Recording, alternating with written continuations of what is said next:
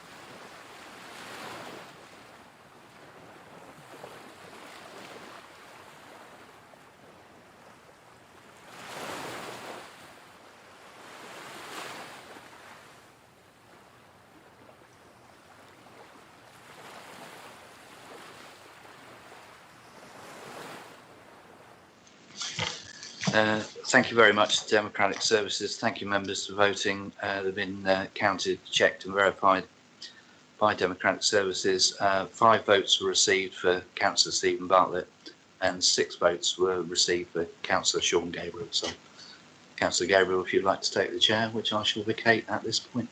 Thank you.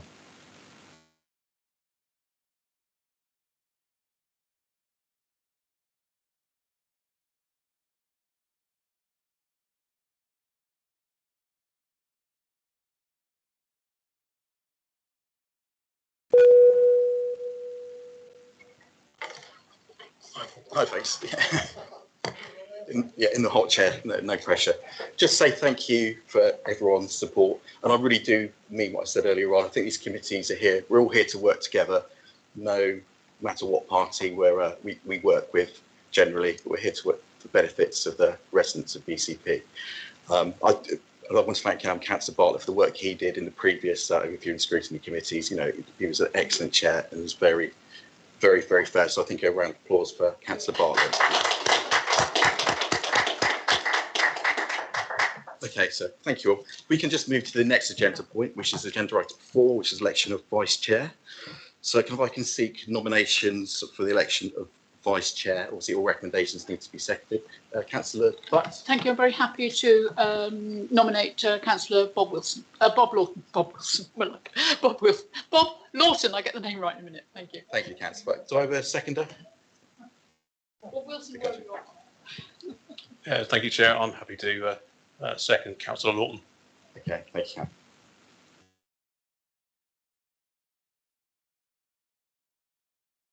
Councillor Hadley. I'd like to nominate Leslie Dedman, please. Okay. Is there a seconder for that? Okay, thanks, Councillor Slade.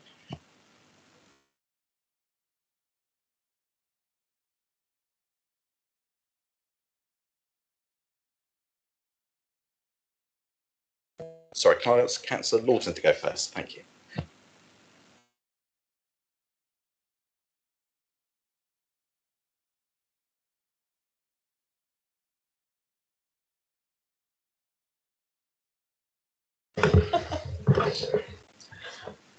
Thank you for that. Thank you for those nominations. I will do my best as vice chair of this excellent panel.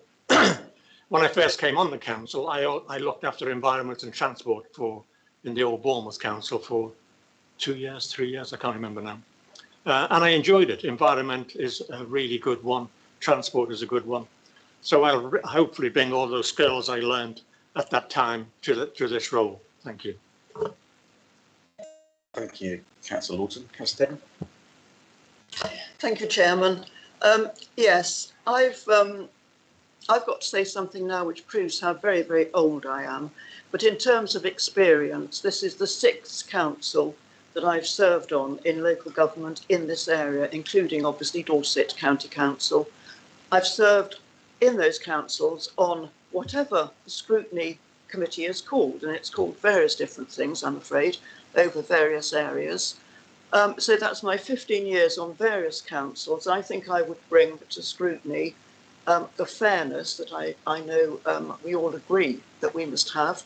And I think I would also bring that experience of how to help run the committee.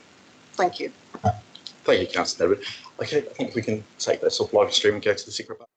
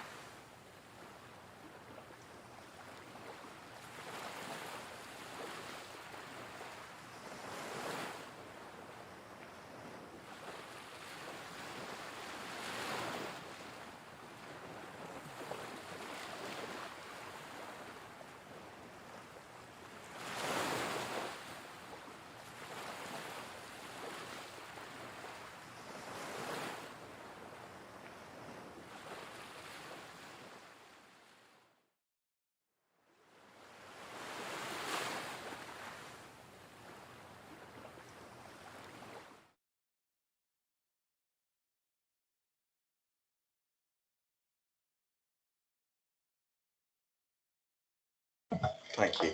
Sorry to confirm that. That was 6 votes for Councillor Lawton and 5 votes for Councillor Denham. So, Councillor Lawton, if you can come and join me, that'd be great. Thank you. Mr. Chairman, if I may, as I've concluded the work that I've had to perform this evening, and I'm not on the committee, can I seek your permission to now leave the meeting? No, for helping stay for the night. Well, no, of course. There is a civic engagement that is desperate to. There is a civic engagement that is desperate. Of course, yeah. But thanks for stepping in, I appreciate it. Thank you very much, and congratulations. Okay, folks, can we go on to the next agenda point, declarations of interest. Does anyone have any expressions of interest they need to declare? Thanks, Councillor Slade. Thank you, Chair. In the item on planning, I would like to declare the fact that I will be making reference to planning review that's been undertaken by the company that I work for, although I had absolutely nothing to do with it and I have not seen it in any shape or form. Thank you, Councillor Slade. Anyone else? Councillor Devon? I'd like advice on it because I know it's not about planning per se, but I'm on the Town Council of Christchurch Planning Committee now. I haven't attended a meeting as yet. So I'm really asking whoever is the monitoring officer, is that an interest? I mean, it's not certainly not financial. I don't think I'm prejudiced, but who knows? Sorry. Chairman, obviously I've only had the information supplied, but I don't believe there is an interest that you need to declare for transparency. I think we can perhaps record it, but not a declaration of interest that you need to leave the meeting for. Thank you, Richard. Any other interest to declare, councillors? Okay, thank you. Right, we can move on to the next agenda point, which is public issues. I believe we have a public statement from Mr. John Sprackling, a local resident, in relation to agenda item 6. I'm not sure if Mr. Sprackling's here to read his question out or statement He wasn't able to attend this evening, Chairman, but he's asked me to read his statement out on his behalf. Okay, so okay, Claire, thank you. That's fine. I'll go ahead and do that.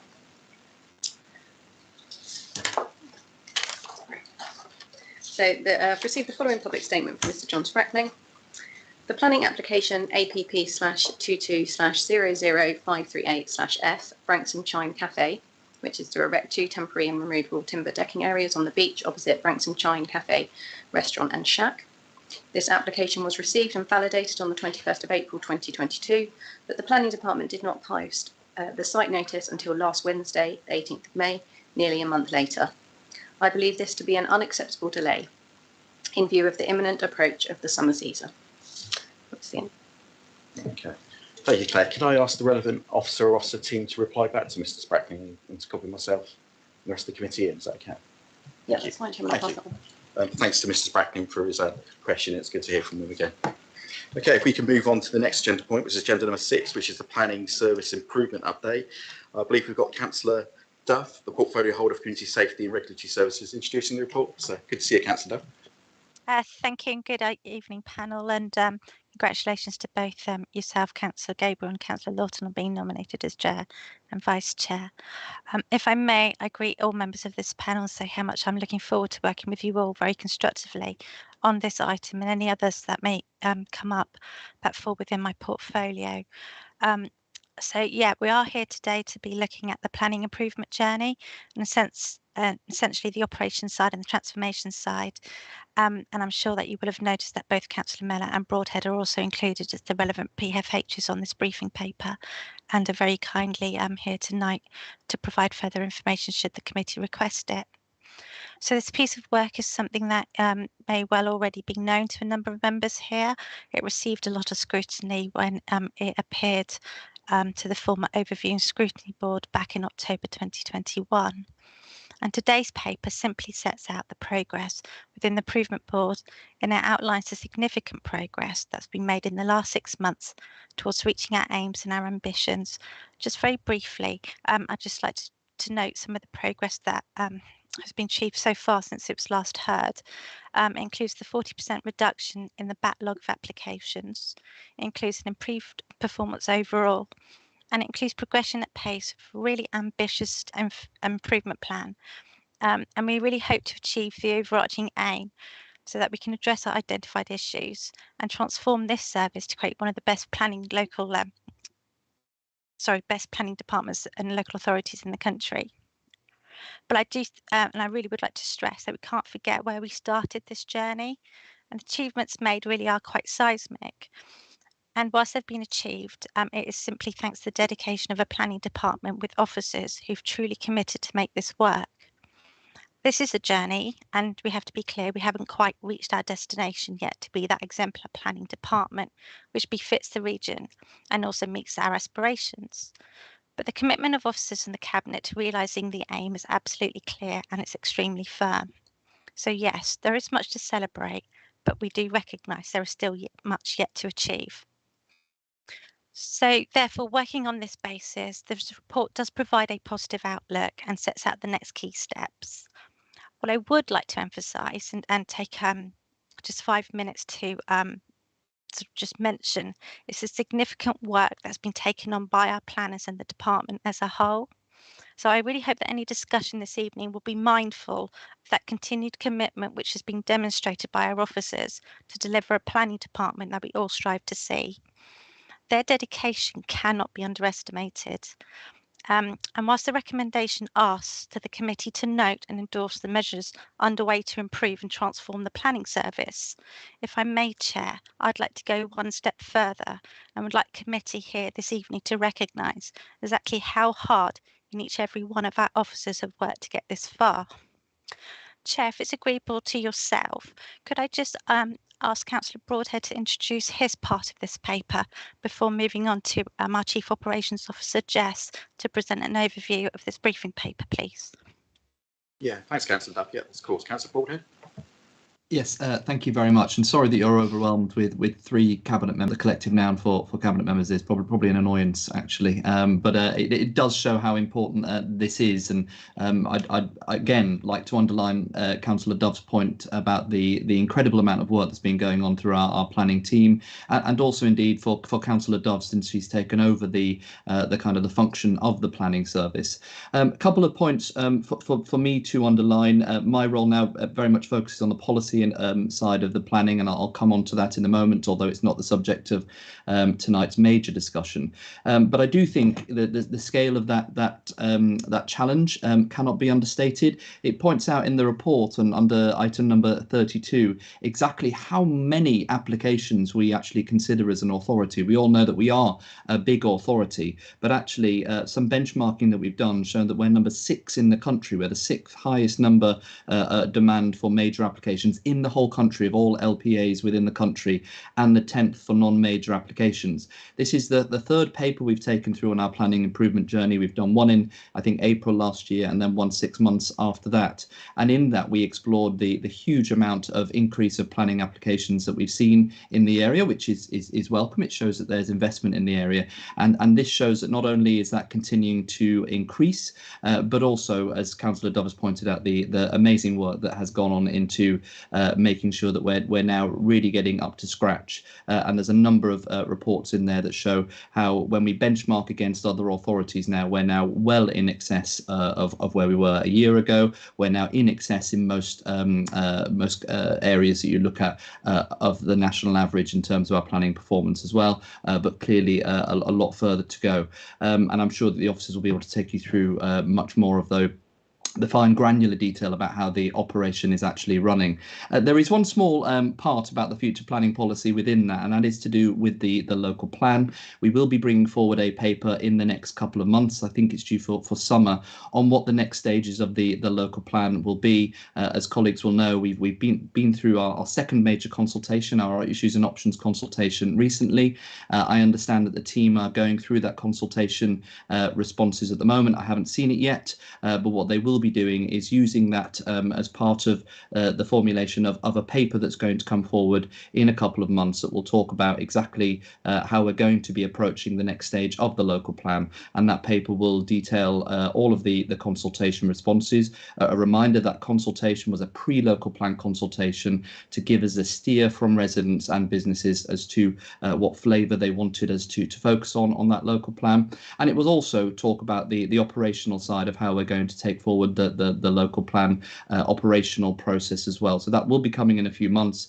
Councillor Stade mentioned recently that she's a planning consultant for a company called Kratos, who we employed to do a piece of work for us to look at how operationally we should go about the job of undertaking the local plan. Our COO, Jess Gibbons, may be able to give a little bit more information, but I understand that we've been using some of the recommendations in that to mould how that process is going to follow, and that how we're going to do that local plan process, and that will be coming in the next piece of paper. So that's really the only bit from me on a planning policy side, as almost as an aside as much as anything else. But just to reiterate Councillor Dove's points, that when you look back to when we took over as an administration a year and a half ago, we were at a stage where we were almost at government intervention for the minimum statutory performance levels for particularly major applications. We are now at 100% target for majors when we're talking about planning application decisions times, 85% for minors and 96% for others. Still a long way to go to get a truly excellent service, but we are very close to that, and happy to take any questions. Thank you for Councillor Dove for inviting me to come in early, because I have to go in about 10 minutes. Thank you. Okay, thanks, Councillor Broadhead. Councillor Slate, I think you just wanted to confirm your position within the council. Yes, just to clarify, I am not, have never been, and have no intention of ever being a planning consultant. I work as a director of climate communications. The company does have a planning arm, but I don't work in it. It's a very, very important clarification. Yeah, thanks for that clarification. So thanks, folks. We've also got, I suggest we move on. We've got two officers. We've got our Chief Operations Officer, Jess Gibbons, with us, and we've also got Nick Perez, our Head of Planning, with us. So what I propose we do is open up the floor for questions now, if there is any, and perhaps the officers could, if we feel that the officers need to answer any questions, we can move on from there. Is everyone agreeable to that? So I think we've got Councillor Bartlett first and Councillor Hadley, so thank you. Thank you, Chair. Yeah, first of all, I'd like to thank the officers for a really first-class report. I was sort of instrumental in bringing this 6-monthly report back to the committee, and I have to say, having read the report, in fact, it was so good, I read it twice, and I have to say, I'd really like to congratulate the team for the progress that they've made. There's undoubtedly been a huge effort in addressing the issues, and there's tangible progress has been made, and I think that the planning team and all the individuals that work in it should be very proud of what they've achieved over that last 6 months. I'm not going to go into any detail in the report. I don't need to, because I've now got sufficient confidence in the work that's been done through the Planning Improvement Board and the team that's been working on it. So really well done to all of you. I did actually take the opportunity to brief Councillor Dove when she first took post in this as to what I might like to see in the report, and in fact it's far exceeded that. I wasn't expecting such detail, but I think, you know, as I said at the time, the data actually gives the information you need, and when you look at the data, it proves just what a first-class job the team has been doing. So what I would say is, you know, there was a suggestion that the morale of the team was low. It shouldn't be. It shouldn't be. They've done a really first-class job here. And I know, and as Councillor Broadhead has pointed out, there's still a ways to go. But, you know, when you look back at the perfect storm that was created by bringing 3 local authorities together at the same time as a pandemic, and then trying to address, you know, the issues from 3 prior authorities and modernise the service, it's, you know, I think they've done a remarkable job to get back on track as they have.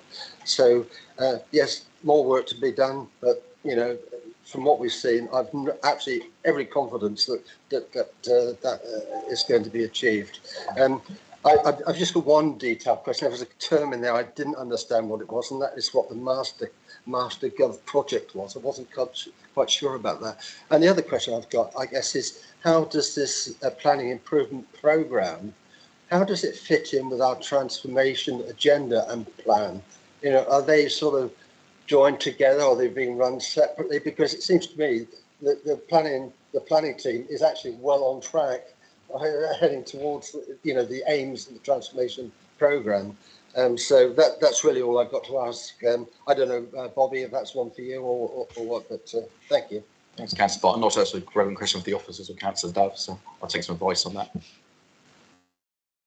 I'm happy to give a lane what Master Gov achieves, but I would like to defer to Nick Perrins if that's okay. But it is that joined up system whereby the planning portal, land registry, highways all put all of their data into that one place. So when you're doing your land searches, when you're doing your planning applications, you're not disjointed and using a pool system or a Bournemouth system or highway system. You're using one set of data which is relevant, up to date. It's not only quicker and more efficient for our staff to use, but it also therefore reduces the risk to the council in providing information that may not be up to date or relevant. If it's okay with you, Chair, I'm happy to pass to Nick so he can provide a more technical response rather than my layman understanding of it. Yeah, of course, Councillor Duff. Good to see you, Mr. Perrins. Take it away. You too, thank you, and thank you, Councillor Dove, for that explanation. That was very good, actually. I'll just add a few things around what it actually is. It's very much the name of the software package. So we're moving to the MasterGov software, which actually operates in Christchurch and to a slightly different version of Bournemouth. But we're moving to the latest version of MasterGov, and it's by a company called DEF, and they specialise in planning software. And as Councillor Dove said, it brings in land charges and highways and other things together. So we get a comprehensive single package. And the plan is to move to that as soon as possible. So have a single system across the board. It's very much in line with harmonisation and corporate transformation objectives. And the team will then operate on that one single system. We're still actually operating on the 3 legacy systems, but we're working through that. And we're, as the report says, we're making good progress anyway. But once we get to the new single system, we'll have far more opportunities to be much more resilient about how we pool resources and operate collectively. And yeah, thank you for the comments received from councillors so far today. That's really good to hear. Thank you. Thank you, Mr. Perrins. Councillor Bartlett, is that okay? Nothing more, thank you, Chair. I think just one quick comment from myself. It's mentioned in the report about extensions, how they affect the performance graphs on there. I wonder if Mr. Perrins could answer that. Would that go in our favour, looking at the extensions, or that would change some of these performance figures a little bit? Well, the report, Chair, if it's okay to come in, the report sets out both figures actually. So there's the performance with the extensions, and then later on there's the performance without. So we've been very open. There it is, and the metrics with the extensions are obviously looking very good. It's accepted procedure across the country, all local authorities. I mean, the benchmarking is interesting because it shows actually, when you really get into the benchmarking across the country, it shows how the whole planning system is reliant on extensions of time. You know, I'm not saying that's the right thing, but it's just the way it is in terms of planning across the country. So it's okay to use it. The government accept it, but we also presented the figures without it. And obviously we want to move the system and the service to a place where we don't really have to use extensions of time, and we're on that journey, and performance is going up on that metric as well. Yes, that's great. Thanks, Mr. Perrins. I'll say just how you've benchmarked against the organisations and report is really clear and helpful, so thank you for that. So next councillor I've got questions is Councillor Hadley. Councillor Hadley. Thank you, Chair. Yeah, a couple of things. I mean, it does seem, and knowing where we did get to in terms of the journey with planning, you know, congratulations to Nick and to the rest of the team in terms of seeing it through and moving it forward. But I guess I had some concerns in terms of the report itself, in terms of what the targets are for us as an authority. And so on staffing, we talk about filling 13 vacancies. I know how hard it is to fill one vacancy. So 13 in a service that there's a strong competition for people is really good. But are those whole time or are they part time? What's still the gap? What have we still got to fill? And what's our level of reliance on agency staff? So if this is monitoring on a 6-monthly basis, it would be great to have a bit of a baseline that we're working to in terms of is it 13 of 15 or 13 of 30? Has quite a relevance in terms of how much more work there is to do to achieve that, and also to relieve some of the pressure on the staff that remain, because that's clearly an issue for them. The second one was around conditions, and I think it's just about the way in which it's written. It talks about one of the principles of the review is to reduce the planning conditions.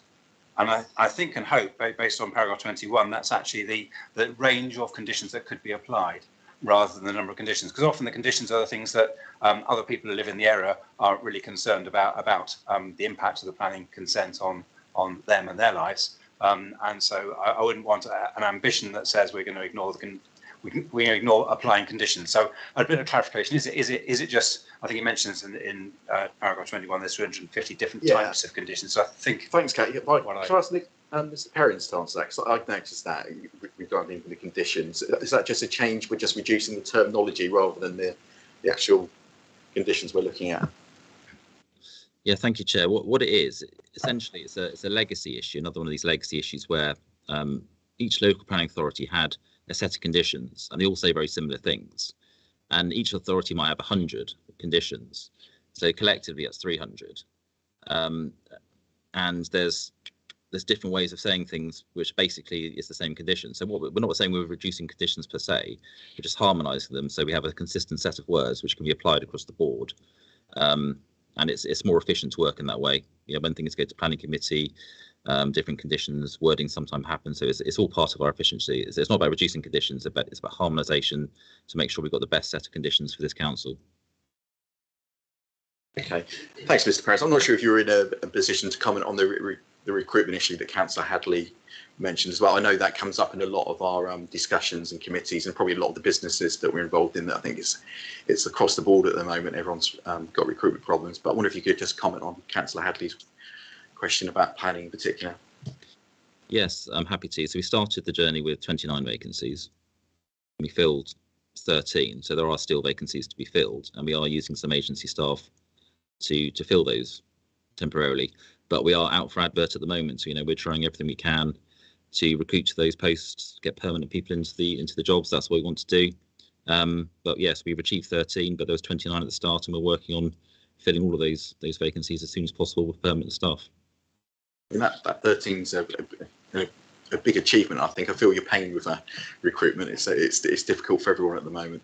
Okay, Councillor Hadley, can I come back to you? I think there was another point that you wanted to make. Yeah, there was. Thank you. Yeah, that's really helpful. The third one was really around what the ambition is in terms of the majors and minors. So we had the percentages for best performers. I think it was East Riding with the best performers on majors nationally, and Bradford with the best performers on the non-major applications. And those figures were quoted. I heard Councillor Broadhead earlier talking about achieving 100% of our target for majors, but there's nowhere in the paper I could find what our target actually is in terms of the ambition for BCP Council to be at the very top, to be average, to be a follower. And that would be really helpful just to understand, again, where are we really headed to as BCP, not least because in the table that was given, the position changed between last year and this year. So we were doing 100% of majors in time and this year, and the minors has gone the other direction. So what is our ambition, I suppose, in terms of the percentage of majors and minors to be completed within the relevant? Yeah, thanks, Councillor Hadley. Nick, you okay picking that up? Yeah. So obviously we want to be pushing towards the top end of the various benchmarking league tables. I think at the moment we're not setting a specific, target to reach because it does fluctuate and there's lots of work to be done on majors. But I think the best performing equivalent authority was East Riding at 55% in time, like real time, without extensions of time. So I think we're looking certainly towards pushing way beyond the current national average of 22%. But I think in terms of us setting a specific benchmark, I think that maybe is one for a future update to see how much progress we make over the next few months. But certainly want to go beyond the national averages. On the non-majors, Bradford, the closest equivalent authority, is at 78%. So we want to be looking towards that end of the spectrum without extensions of time. Absolutely. So I think benchmarking and targets is something we do need to define in our service plan going forward. But at the moment, we haven't got a specific figure we're going to work towards. Okay, thanks, Nick. Okay, if I can move on, I've got Councillor Jones next. Councillor Jones? Yeah, thank you, Chair. I'd just like to start by echoing Councillor Bartlett and Councillor Hadley's words earlier on. This is an incredibly encouraging report. And I think testament to the hard work and dedication of many officers right across the planning service. Just a quick question on section 51 of the report, if I may, if my laptop comes back on. Section 51 states that the government is intending to consult on an increase in fees for major and non-major applications through a new performance framework. In terms of the current application figures, do we have an idea on how much additional revenue this will generate for the planning service? And I guess beyond that, could you advise where the additional money coming into the service will be targeted to ensure continued improvement? Oh, sorry, Nick, that looks like another one for you, or sounds like another one for you. Yeah, that's fine. It's really welcome, actually. It's absolutely the right thing to do from my point of view about increasing fees. It's interesting, actually, the information which came out with the announcement, it was very much linked to performance. So again, this council's already on this journey of improving performance. So that's a good place to be for the council to already be on that trajectory upwards. So if it's, it will be linked to performance in some form. What that means, we don't know yet. They'll be consulting on the proposals over the summer, I believe.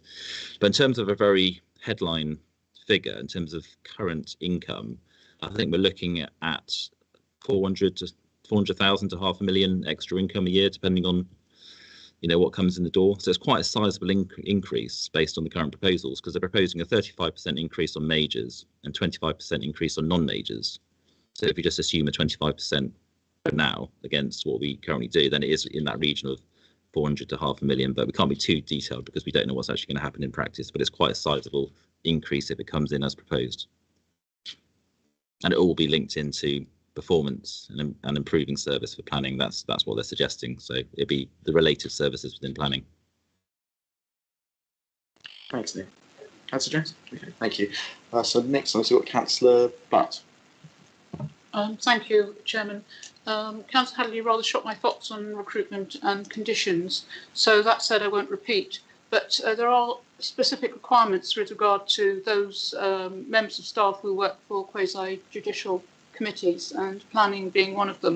And I was wondering if there were any specific difficulties which were being having to be overcome with regard to that.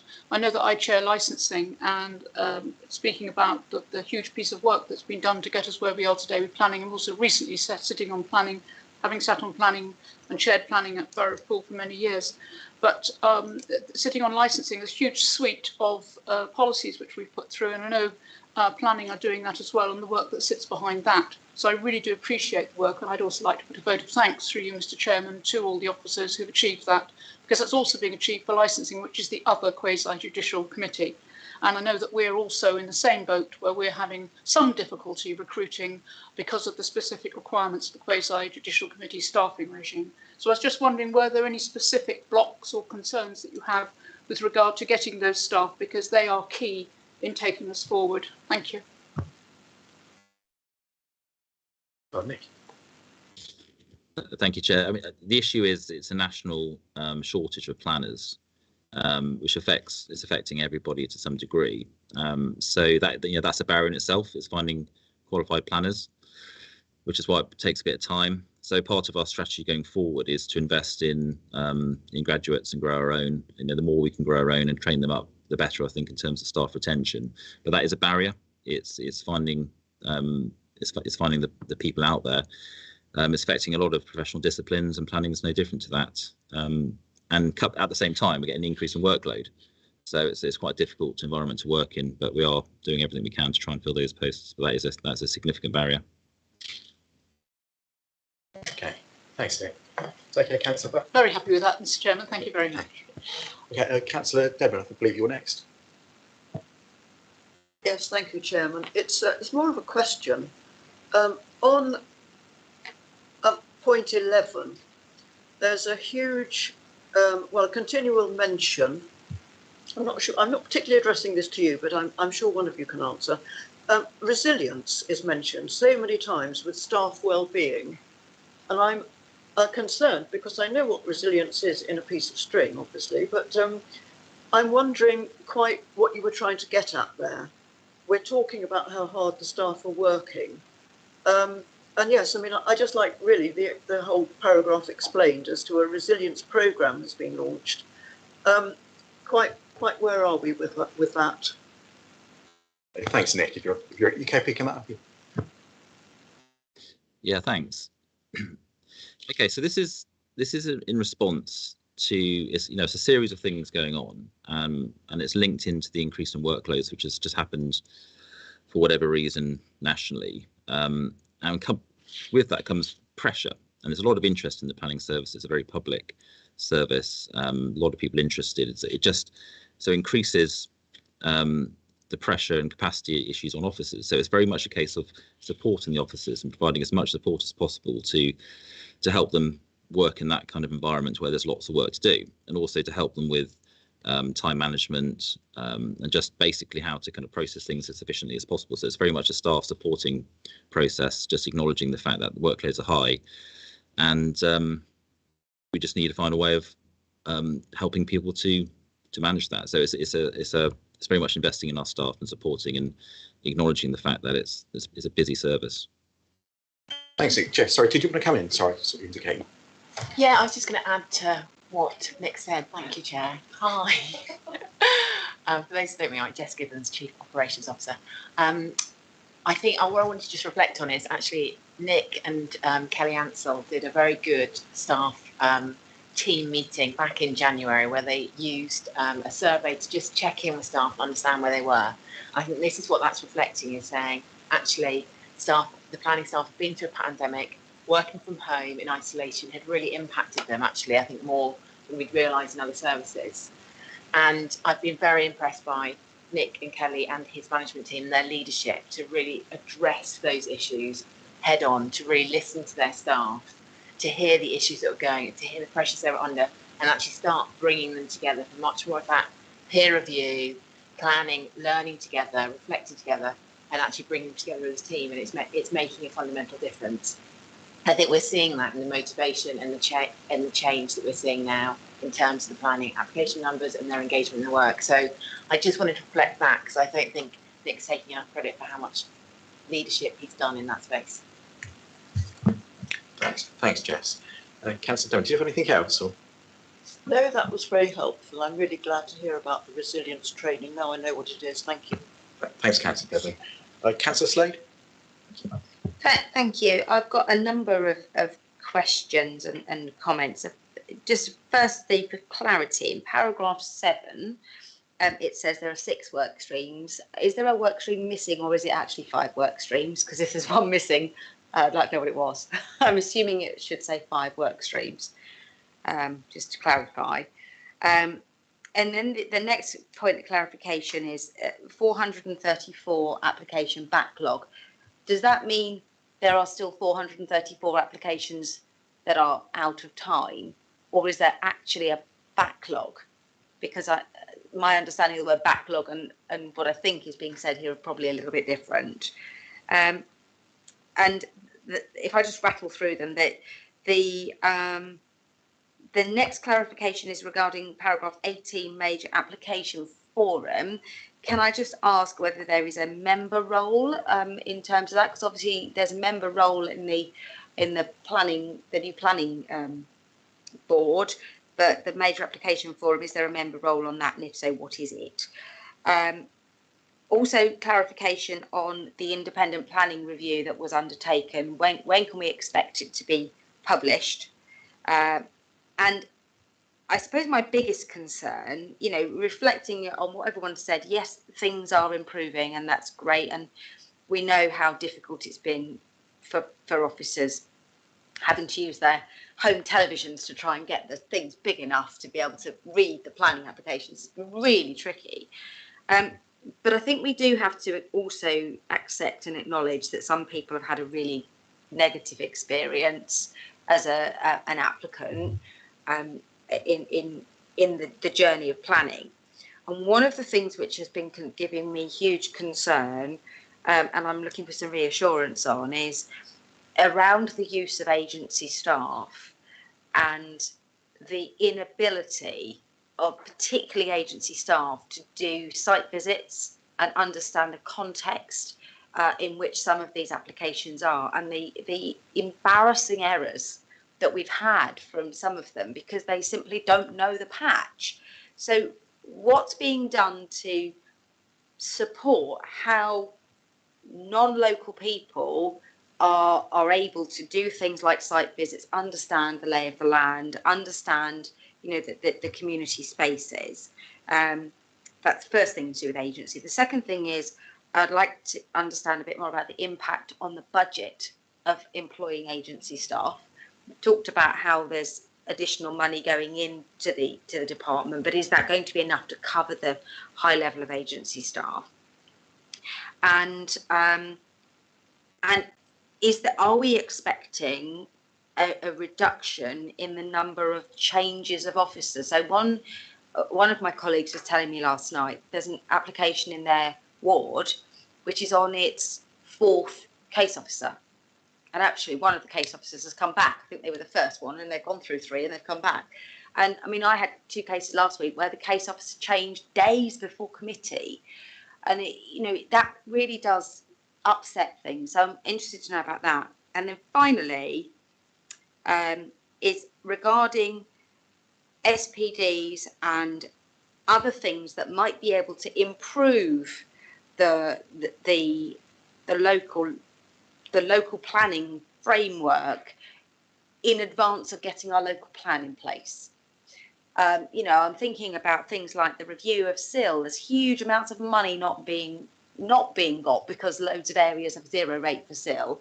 SPDs that we might be able to get through to make areas have improved net zero rules or whatever, if our local plan is going to take several more years. So I'm just wondering whether there's any plans to do any of that will help communities have a bit more impact on what's happening locally. I know there's a lot there. You know me. There is a lot there, Nick. Hopefully you remember all that. There is a lot, but thanks for your comments, Councillor Say. Sorry, Nick, over to you. That's okay. I think Jess, if I may, Chair, was going to come in on some of these points first. Sorry, Jess. Yeah, no, that's fine. I'm happy. If I come on the local plan points, and then I think Nick will probably pick up on the agency staff. That's okay. So in terms of the local plan, you're absolutely right. We've been doing a review of the plan, the programme for the plan, the governance that sits over that plan, and we did bring in Kratos to do some work for us on that. We've now received a draft report from them, and we'll be looking to bring an update in the next couple of months around the local plan programme. And also looking, as you've just suggested, Vicky, at what can we do early on to align things, harmonise as much as possible around the supplementary planning documents and guidance, but actually what needs to wait for the local plan to come through. So that's all in consideration at the moment. The team are looking at it, and we will bring that in the next couple of months. Thanks, Jess. Okay, Nick. Thanks, Chair. So just to hopefully answer the remaining questions, the work streams, that's a good spot actually. What it is the performance and development management work stream. It's basically one work stream, but we've actually split it into 2. There's 2 slightly different elements to it. You've got the sort of the pure day-to-day performance of how we're doing on planning applications, but then there's also the general harmonisation parts of the development management process, which is why it's 6. So they've been kind of split into 2, but within one overarching development management type work stream, if that helps. The backlog, it is 434 applications which are over their statutory time frame, so they're out of time. So they're all being worked on. They're not just sitting there, not really progressing. They are being worked on. They've just gone out of time. So that's what we mean by those 434. The agency staff, I totally recognise this in terms of site visits and how I ensure they're familiar with the localities, etc. So what we've done as a way to address this or help with this is to basically put in an interim structure where we've added team leaders in, so we have more checks and balances about reports going through to make sure we're picking up the right things. Sorry, I'm just coughing.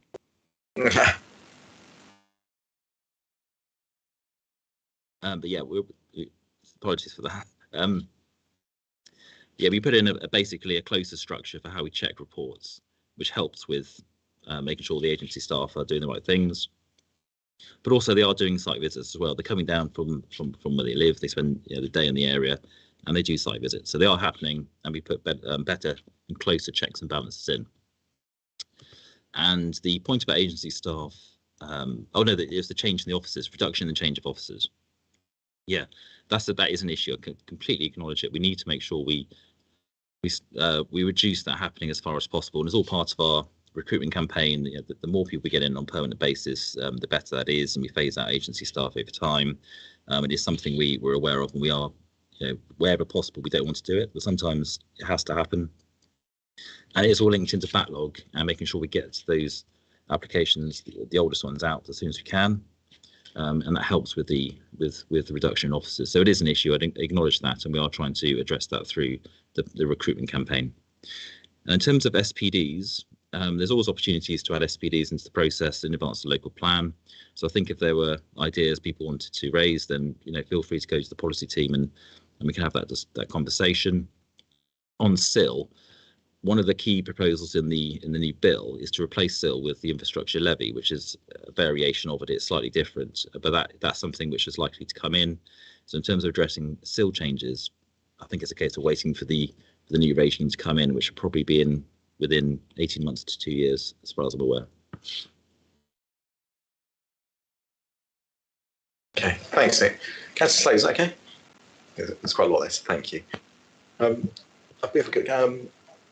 Sorry, Councillor Bartlett. Yeah, just one more comment. A thing I forgot to mention about the report is the openness of this report. The one we'd had previously, I don't think it was quite as open, and I think you've exposed all the weaknesses that you've recognised and put it into the. I was delighted to see that. It's one of the things that's given me the confidence that you've actually expressed exactly what the situation is, and I think that's very much appreciated. And that was in particular in light of the number of applications that were subject to time extensions. Now that's been dealt with, and we've got complete visibility of that. So thank you very much for that. Thanks, Councillor Bartlett. Thank you for that. Okay, I don't see any other members indicating, but I think we've got our Chief Executive, Mr. Farrant, would like to say a few words to summarise. Is that okay? Thank you, Chair, if that's okay with you. And firstly, to give my personal thanks to the team and particularly to Nick for his sterling and outstanding leadership over the last couple of years or so, because there's no doubt we have put pressure on the planning service in a way that they've not experienced it before. It is, of course, entirely possible to have an application in your system for 5 years by granting extensions and still report to government that you've completed it on time. And actually, that's what we were looking at was a culture across planning generally where that is an accepted practice, and we really targeted. So I've been chairing the Planning Improvement Board, and actually that the service has responded really well, I think. MasterGov is a really good example of where the transformation programme and the service requirements do come together. We had 3 planning systems. None of them were quite what we wanted.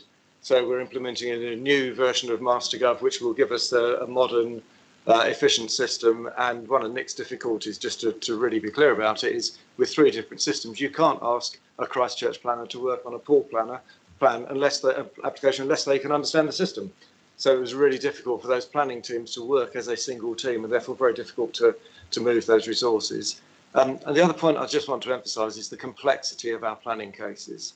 The difficulty we have in terms of the environment in which we sit, the heathlands, the harbour, the issues around nitrates. There was potentially an issue around phosphates in the harbour. Working with the Environment Agency and Natural England. At one point during this process, it was flagged with me, so I wrote to the Chief Executive of the Environment Agency, Mr. James Bevan, to point out that I didn't think it was fair that we have a 13-week target to turn around a major application, and the Environment Agency were telling us they were going to take 12 weeks to do their modelling. That didn't seem reasonable in an environment where we have a critical timescale to meet. So I do think that the team have really responded well, and the point that Councillor Broadhead made about the scale now, with something like a 20% increase in applications, the team have had to respond to that. You have seen some fairly raw data, and I think it's right that we present in that way, and I think we are being very open and transparent about the service, but it definitely has improved. I'm actually seeing a reduction in the number of cases that are coming through my inbox, which is a good thing. I'm not sure that Nick is yet seeing that reduction because he gets everything out of my inbox and anything else that everybody else receives. But actually, I just wanted to give my thanks to the team and to Nick in particular for his leadership, and also for the other services that have been working alongside that, and for members for their support across the board. Thanks for that, Graham. Okay, folks, I think we had a really detailed discussion on that. Oh, sorry. Oh, sorry, Mr. Leader. Yeah, thank you, Chairman. I'll be really brief because I'm going to be reiterating some of the comments that Graham just made, but also I think Steve Bartlett put it really clearly and well at the beginning. I think it's really important for me just to again publicly thank Nick and his team. You know, this is a massive priority area for the whole council. Effectively, we've tried to really commit to it because it's such an enabler for our region. But you don't make change of this scale without our other staff day in and day out doing that. So just to really double underline my personal thanks and our whole council thanks for the staff who are moving us forward. We've still got a journey, but we're getting there. And we will become one of the best planning authorities, if not the best planning authority in the country. And I'm really delighted with the progress we've made. So thanks to Nick, Kelly Atzel's more recently been involved as well, and also to Bobby for her support as well. But it's very heartfelt, and thank you for the progress that's being made, Nick, and all of your team. Thanks, Councillor Miller. Okay, so thanks members and officers. I think that's a really good discussion, but I think we can see the improvements that are being made in planning. Of course, everyone's journey will not be perfect, but you can actually see in the report how open it is and how transparent it is. We're really making a lot of improvements. So I think someone suggested, I think Councillor Butts suggested a vote of thanks to Mr. Perrins and the whole planning team. So I think I'm happy to sort of put the vote out there. So for a vote of thanks for all of us to the whole team. So thanks for that. Okay, thank you. Okay, so thanks, Councillor Devlin. Yes, I think Councillor Dove asked us to put something else on the recommendation, or was I mistaken there? Put the thanks, because the recommendation is note and endorse the measures underway to improve and transform the planning service. And I think Councillor Dove said that we want the committee recognise the hard work of all the officers as well. I don't know if Councillor Dove might have gone. No, she's still there. I just wanted to ask that because I don't want the recommendation to go without that if Councillor Dove wanted it. Thanks, Councillor. Councillor Dove? Yes, that's correct, Councillor Dedman. I think in a roundabout way that's what the chairman may have just done, but more than happy if you want to reiterate and endorse thanks on behalf of this committee to the planning team. I don't think we can say it enough, if that's okay. Yeah, just to confirm our thanks to that, the whole team from top to bottom. So thank you. Yeah, with respect, Chairman, but that is only for this meeting, and this paper goes to the cabinet. So I would prefer it written on the paper, if you don't mind. So propose that, Walter. Sorry, I'm not. I believe it's a briefing paper rather than a cabinet paper at this point, but I will be absolutely intent on ensuring that any cabinet paper that moves forward from this point on will recognise the hard work of the team. I recognise everyone's. Yeah, thank you, Karen. I recognise everyone's saying it. We just want to make sure the team are aware of our thanks and how well they're doing. Okay, so thanks, members. We can move on to the next agenda point, which is number 7, which is play in Bournemouth, Christchurch and Poole. I believe we have Martin Whitechurch, project leader from Environmental Services, to give the presentation. So good to see you, Martin. Thank you, Chair. I think Kate was actually going to introduce it to start, though, actually. So I'll let Okay, sorry. Kate, over to you. Sorry. Thank you, Chair. I won't take up much time, but yeah, just wanted to say thank you for your interest in play and for asking us to attend this evening and to give a brief overview of play across BCP and more importantly highlight the work that we'll be undertaking this financial year to provide reassurances and bring forward a strategic review across play, so that was enabled following funding that was secured via the Cleaner, Greener, Safer programme that launched recently. So I won't take up any more time. I will hand over to Martin, who will run through, take you through the presentation and then open up for questions. Okay. That's great. Thanks, Kate. Over to Martin. So thanks, Martin. Thank you, Kate. Thank you, Chair. Hopefully my screen is sharing okay. If somebody can give me a nod if that's... I can see it fine from around City. Marvellous. I'm now going to try and just go to full screen as well, so that hopefully that helps as well. So thank you for your time this evening, and good evening, everybody. So yeah, Martin Which, I'm strategic lead for green space and conservation. So I've been asked to give an overview and kind of a sort of status, I suppose, on where we are with play provision in BCP at the moment. So just going to read through a few slides and kind of take you through a bit of background and detail. So as you can see there, we've got a spread of play areas across Bournemouth, Christchurch and Poole, with the numbers on the screen that you can see there, as well as a variety of wheel play and natural play, fitness trails, outdoor gyms and BMX sort of provision. The numbers and spread of play areas across BCP are to be reviewed in a new BCP play strategy, which I'll come to at the end of this presentation. Each of those play areas receives an annual play inspection, independent play inspection, and the play facilities are on varying schedules for visual and moving parts inspection from daily to weekly. We have a range of employees trained to undertake those inspections as sort of specialist piece of work and regular inspection, and they also undertake sort of basic repairs, inspection, and keep the play areas clean. And that's all governed by sort of quite rigorous British standards relating to fall zones and heights and general sort of the sort of safety context of play areas. So the map there shows got play areas across BCP, and there's a key there which might be a little bit difficult to pick up, but basically that's kind of the spread of facilities as we now have, and there's actually fairly good geographic sort of spatial spread of facilities with some gaps in provision.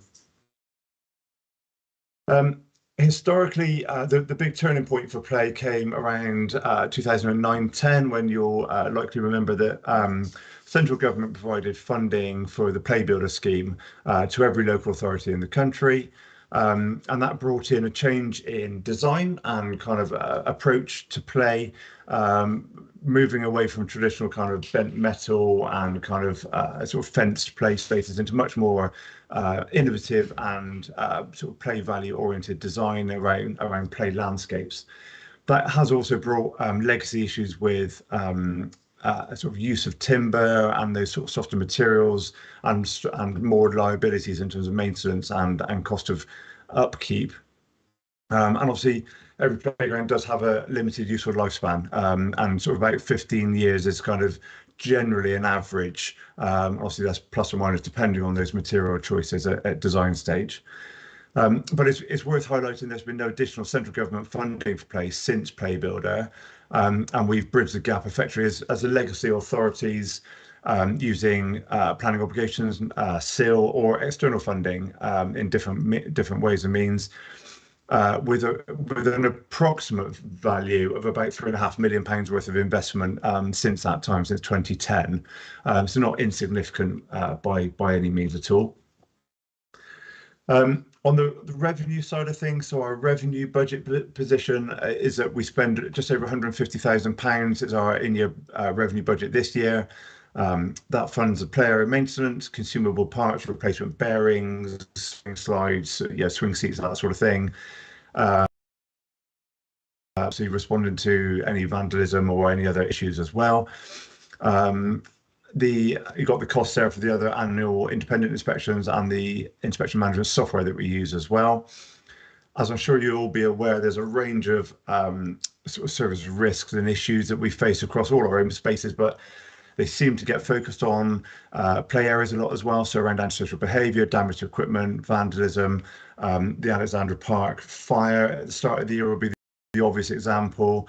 But there is also that legacy of some timber structures deteriorated faster than expected, and obviously that burden of replacement on maintenance budgets sometimes means we just have to remove a piece of equipment, and that's better than fencing it off or waiting for a replacement. And even if we try and commission and use British or UK-based suppliers, a lot of these parts are European in their manufacture and sort of supply. So sometimes that does lead to very long lead times waiting for items to come through. I thought it was worth, we just wanted to sort of just cover off kind of the general cost of play investment. So for very indicative, but a typical cost of play area replacement for small, large or destination play spaces. And I'll give you some examples of some pictures of these in a moment. So this would include for a replacement play area, so disposal of existing equipment and servicing, the new equipment and then safety servicing to go with it. New equipment and safety servicing can almost in some instances be like for like costs. And what I've presented there is kind of 60, 145, 220 is kind of ballpark figures for what we'd envisage as typical costs. On top of that, there's a staff resource to run those projects and to do the design work and make sure that we're consulting and got the right ground surveys and those sorts of things, planning permission if required, and securing a finance as well and all that work as well that goes with it. So that's a typical breakdown. So hopefully you might be familiar with some of these spaces on there. Sorry, Mark, can I just stop there? I think Councillor Lawton just wanted to come over a quick question. Is that okay? Yeah, of course. Yeah, no problem. Sorry, Mark, just to ask a quick question on the play areas, the cost. I mean, you've got 30k, 75k and 125k for new equipment. What do you mean by new equipment? Does that include swings, roundabouts? Yes. Or is one piece of kit more expensive than another, understandably? It is. If I just flick you on to the next slide, just to maybe try and explain some of that. So yeah, so in a typical zip wire of the slide, sort of the multicolored timber frame here in Pool Park. Yeah, the zip wire there might have cost, from top of my head, somewhere around sort of £10,000 maybe. Whereas something smaller, yeah, the swing set on the left. At Princess Gardens in Branksome, yeah, that might also be sort of somewhere in the region of £5,000 to £10,000. So, yes, the cost I'm showing there is new equipment. That would be for the play area as a whole. Yeah, a small play area might be, within that you might get swings, roundabout, and a slide, or something typical like that. So just trying to illustrate that. So hopefully that helps with that question. That's fine. Thank you. Okay, thank you. So there's some so the pictures there kind of give you a flavour and an example of the types of scale that hopefully you're familiar with from those spaces. And so that leads us on really in terms of where we go next and what we'd like to do. So one of our key sort of priorities really is bringing forward a play strategy across BCP. Obviously, we've not had one in BCP before.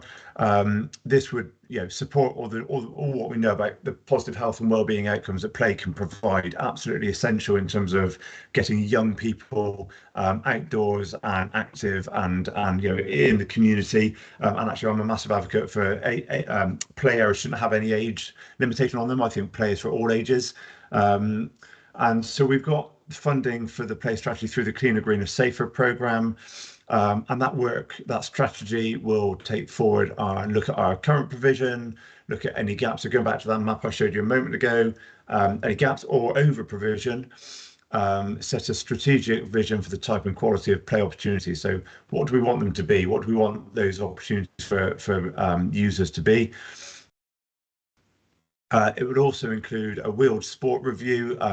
Skate in particular is facing very similar issues to play with regards to lifespan and investment required. And also two sort of key policies really around that longevity, robustness of equipment. How do we maintain it? How do we keep it in the ground for as long as possible? So we can stretch that funding request as long as possible. And also the key policy around accessibility and inclusivity for all abilities as well. So to do that, we envisage putting together an officer working group across the relevant services and partners and run some public and stakeholder engagement. And I think that's not so much what type of slide or swing would you like, but more about how far will you travel to your nearest play area? What would you like to experience or see when you're there? Do you feel safer with a fence around the play area? Do you like being in a play landscape? Those types of broad themes and kind of considerations that will get us to a point where we can then design up and work with a really strong set of principles around how we deliver play for the next generation, really. To do that, we've put together a broad sort of indicative timeline, which I'll let you take in. So this is trying to deliver this within this financial year, which accords with where the funding is coming from Cleaner, Greener, Safer. So there's some initial scoping and resourcing, and then various stages which we can try and take forward, and that will be done sort of undertaken by in terms of sort of landscape design expertise, and expertise from those project officers who've been installing players over the last few years, so know what we're going to need. It'll also call heavily on all that play inspection data that I referred to at the start. So all those annual inspections, all the live data that we have about the condition and the scope and the spatial detail around the players and the facilities that we have. And within that, as you can see, obviously we've got draft reporting, sort of milestones and consultation with working groups and kind of how we take that forward. We can detail that up in a bit more, but we'd be expecting to come back early next year with that final report and kind of bringing that forward. Okay. And then final slide, if I can. So the parallel work that goes with that, we're considering opportunities for infrastructure funding to prioritise improvements now through the remainder of this year, and seeing if there's any means of actually delivering on the ground this financial year as well, on top of what we're already doing using SIL neighbourhood portion funds that we work with the community to secure, legacy planning obligations. And also with that reference to the wheel, play and skate, it also ties in closely with the play and pitch strategy and built facility needs assessments that are led by destination and culture as well. So there's a range of other kind of moving parts within this work as well. So hopefully that's kind of that's kind of the broad overview of where we are and how we hope to take the play strategy forward. Yeah, thanks, Martin. That was a great report and presentation, so thank you. I know Councillor Anderson's on holiday at the moment, and Councillor Aigner's covering. Would you like to put anything in at this point, Councillor Aigner?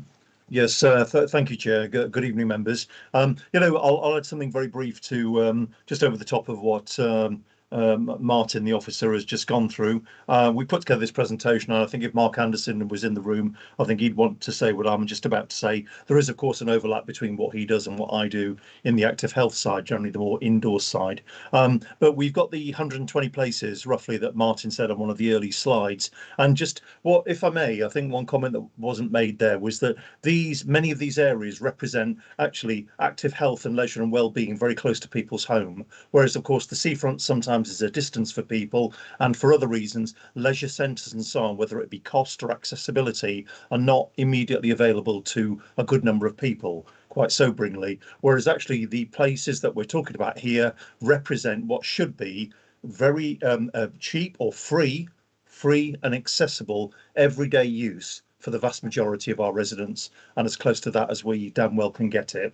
I've talked about exercise close to home, the cornerstone of well-being, and also there's something here about the inclusivity and the accessibility as well. And this needs to be taken up a few levels. And this is something which I think, with Mark's lead and my support, we'll be looking to drive in the strategy going forward. I'll stop there. There's many more things I could say about this, but I don't want to preempt any discussion and challenge. Thank you, Chairman. Okay, thank you. If I just put it out to members at the moment, I might have to do it the old-fashioned way and look at actually physical hands rather than team hands at the moment, because I might have got a little lost. But I think I've got Councillor Kelly first, I've indicated, but we've got quite a few members that would like to speak. So Councillor Kelly. Thank you very much, Chairman, and thank you very much, Martin, for your presentation. I was really pleased to hear that you are going to be doing some work prior to or during this year, and you have some budget to do that, because whilst a strategy and a forward plan is really, really important, and I want to say something else about that in a minute. There are so many of these 120 play areas that need sprucing up or items changing, and so it's important to try and keep up with that. So I'm glad to hear that you're doing that. Regarding the strategy, I note that you're going to be doing the public engagement in July and August, which, to be honest, are not ideal months for doing that kind of thing, because many people are away on holiday. We're overrun with visitors who are lovely, but whether they're qualified to give opinions on what kind of play equipment we need in this area is open to debate. So I just wonder whether you'd want to maybe extend that into September to make sure that you've got the right kind of coverage. And I'd like to ask you what kind of consultation you'll be doing and engagement with the public to make sure that no one is excluded or doesn't manage to get their views heard. Thank you. Thanks, Councillor Clare. I'm not sure there's one for Martin or Kate, so. That's fine. Happy either way, Kate. I think, yeah, sort of very, very broad and open consultation, I think alluded in the slides, so sort of the types of questions we might ask. Absolutely happy to extend the consultation period. I think we can parallel work that with, you know, sort of how we take forward the strategy development. Yeah, there'll be a lot of sort of desk-based and reviewing before we get into that. So, yeah, absolutely happy to take on those kind of recommendations. But I think, in principle, the consultation is quite a broad, open thing, means of getting to people. And in terms of the detail of how we do that, you know, welcome suggestions really in terms of how we meaningfully get around communities and partners, stakeholders, residents groups, and those sorts of things. So, yeah, we've obviously within our own spaces, we've got a range of those contacts already. So we'd be drawing on kind of all of those and like I said earlier, sort of partnering sort of cross-service as well with sort of children's services and communities as well. Thanks, Martin. Is that okay, Councillor Clare? Thank you. Yeah, absolutely, Martin. Those ideas are brilliant. I think it's also a question of making sure it's not all digital. You know, you'll be getting out there into the play areas and talking to the kids who are actually using it and their mums. So that's great. Thank you. Thanks, Councillor Clare. We've got Councillor Jones next. Just focusing on the social behaviour and damaged equipment aspects of the presentation. Great.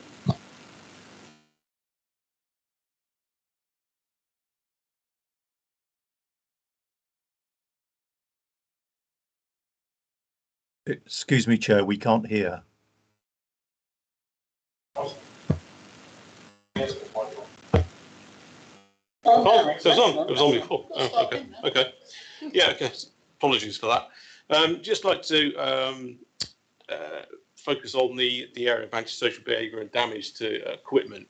Are we talking about play areas across the piece? Are we talking about several hotspot areas? And I guess beyond that, what conversations are ongoing with the police in terms of tackling this particular issue? And I think as well, are we using CCTV to try and act as a deterrent and identify these people? I'd be quite interested to hear what the strategy is for trying to tackle this moving forward. Thanks, Councillor Martin. Thank you. Yeah, it's an interesting question. I think yes, any instances like Alexandra Park is kind of one of the high profile ones, but we do get a range of vandalism and kind of targeted damage across, I would say, at different times across most of our play areas, sadly. I think it moves in waves. I think what we found last year was there seemed to be kind of a movement through different parks almost week by week. So I was certainly aware of it across Poole. There was a lot of issues in Whitecliff, and that player in particular really did take a lot of abuse. And then they sort of that then seemed to move on into other spaces. So I think it probably is at times targeted or maybe the same kind of culprits. We try and work closely with our own antisocial behaviour teams and obviously the police as well, to obviously reporting everything, but also trying to target what we see as kind of patterns or that sort of incidences as well. I think in terms of future protection and what we can do about it and kind of mitigation, CCTV is a small deterrent. I think it's limited in what it does these days. I think we see a lot of cases in open spaces generally where it just doesn't make any difference. There can be a known CCTV sort of position, and the vandalism of the pavilion or the play area or whatever it is just carries on regardless. The hoodies are up, the balaclavas are on, and it doesn't generally seem to make much difference to the people doing those, sort of undertaking those acts. So I think, yes, CCTV can be an answer, but in a lot of these places we haven't got a building or necessarily a power supply next to it. and that's obviously an issue. I know solar is possible in some places. So I think, I mean, that is something we could try and, consider how we take that forward and do that more sort of strategically as well. And I think it is a multi-agency response and kind of piece of work that to be able to take that forward. We haven't, as a parks team, we haven't got people on the ground to do that enforcement. So we are reliant on the police sort of recognising the damage and kind of responding to that. I think that's ultimately what we need to see. Thanks. So I just come in there, Martin. I think what the conversation about CCTV is an interesting one. I can only speak from recent experience. We had a strike camera, I think the term is, put on at the Sherborne skate park, and that seemed to, as far as I know, for the residents to cut up a lot of the problems that we had there. But I believe that's actually monitored. So if there's any issues there, the police are directed their way really quickly. So I can completely understand your point, because some of the places I manage, you put cameras up there and quite quickly the people who are up to no good will quite quickly realise to put their hoodies up to avoid detection. But again, when cameras are actually monitored, when you can get a response there, it could have an effect. So perhaps that's one for the future. But as long as we've got the resources there, to monitor those cameras. But again, technology is going to change quite a lot. We see it changing weekly at the moment. So hopefully that CCTV coverage is one we can look into together as a team, as a council, to look at. So, Councillor Joe? Yeah, just come back very quickly on CCTV. I mean, how many mobile cameras do we actually have access to, and how easy or difficult is it to move them around from these sites as and when crime, antisocial behaviour and damage occurs? Yeah, I don't know all that. For you, Martin, we haven't got many. Yeah, Chair, I haven't got that information to hand, to be honest. I'm not aware of being made available mobile cameras for use to date. I don't know if there's anybody else as officers on the. We could perhaps pick that up with Councillor Dove. Actually, she might be able to supply us that information. So I'll take that up with Councillor Dove and see if we can pass that. Yeah, anything else, Councillor Jones, before we move on? Okay, thank you. So we've got Councillor Hadley next. Thank you, Chair. Yeah, I guess on the mobile cameras, there is something about joining up our services and thinking about we have places where there are live feeds back to this building, but certainly for town centres, so it ought to be possible. My questions, I suppose, or comments were around the point Martin made around age and the fact that it's a play strategy, whether people will think it isn't for them. So how we can make sure that it is felt to be inclusive for all ages and all styles. But I think it's also a problem. I went to the opening of the Pool Park large player that Martin mentioned, and we were all encouraged to have a go because it was for all ages, and you had the councillors sliding down the. It's very good, but there's an issue in terms of youngsters, particularly small children, being excluded because there's bigger kids on there, and how you can cater for all without necessarily making everything vanilla and everything available for all ages. So how you can do that, and it also comes back to the antisocial behaviour. Why are the kids there setting fire to the children's slides? Is it because we haven't got enough provision for them to do something that's more sensible for them? So play in its widest sense, and the wheel play and the fitness is really important to me. And I suppose it's also about the informal play areas, the things like we have very few of them, but the home zones, you used to be able to play in your own street or within sight of your parents, and we've lost all of that because it's all been taken over by storing empty motor cars. So there's something about what we can do in terms of the widest sense of encouraging play, and making our public space more children friendly, more play friendly. The other bit, of course, is the government gave us a bung of money, and it happens an awful lot that we get a single large slug of money, and that creates a significant problem. We said 15 years on, and so I guess it is about where do we find the funds to actually replace what we had as one initiative that time back. And I wonder, certainly in terms of the public health benefit, public health are quite good at finding sums of money for certain things, and the public health benefits of encouraging people to do active things and be outside and play are really important, but also Sports England, and I'm sure that the team are looking at all of that, but it wasn't mentioned. So, are there other ways in which we can grab hold of some money from elsewhere to hang our initiatives on some of those things? Thank you. Yeah, before I come to mine, just pick on some of those things. Yeah, looking at your reactive maintenance budget, it's a miracle you keep all the parks going, because it is very small. I know we're doing some work to improve that, which is going to be great coming forwards. But I think you do a great job keeping it going. But it's interesting to say that obviously it's not a revenue generating service, so we wouldn't generate an income, so we haven't got a sinking fund for that. So it's interesting, perhaps as we look at the new plan, we look at how we budget that going forwards, so we know in 10 years time we're going to be replacing a park in a given location. But I'm sure you'd be picking that up, Martin, in the plan that you're doing.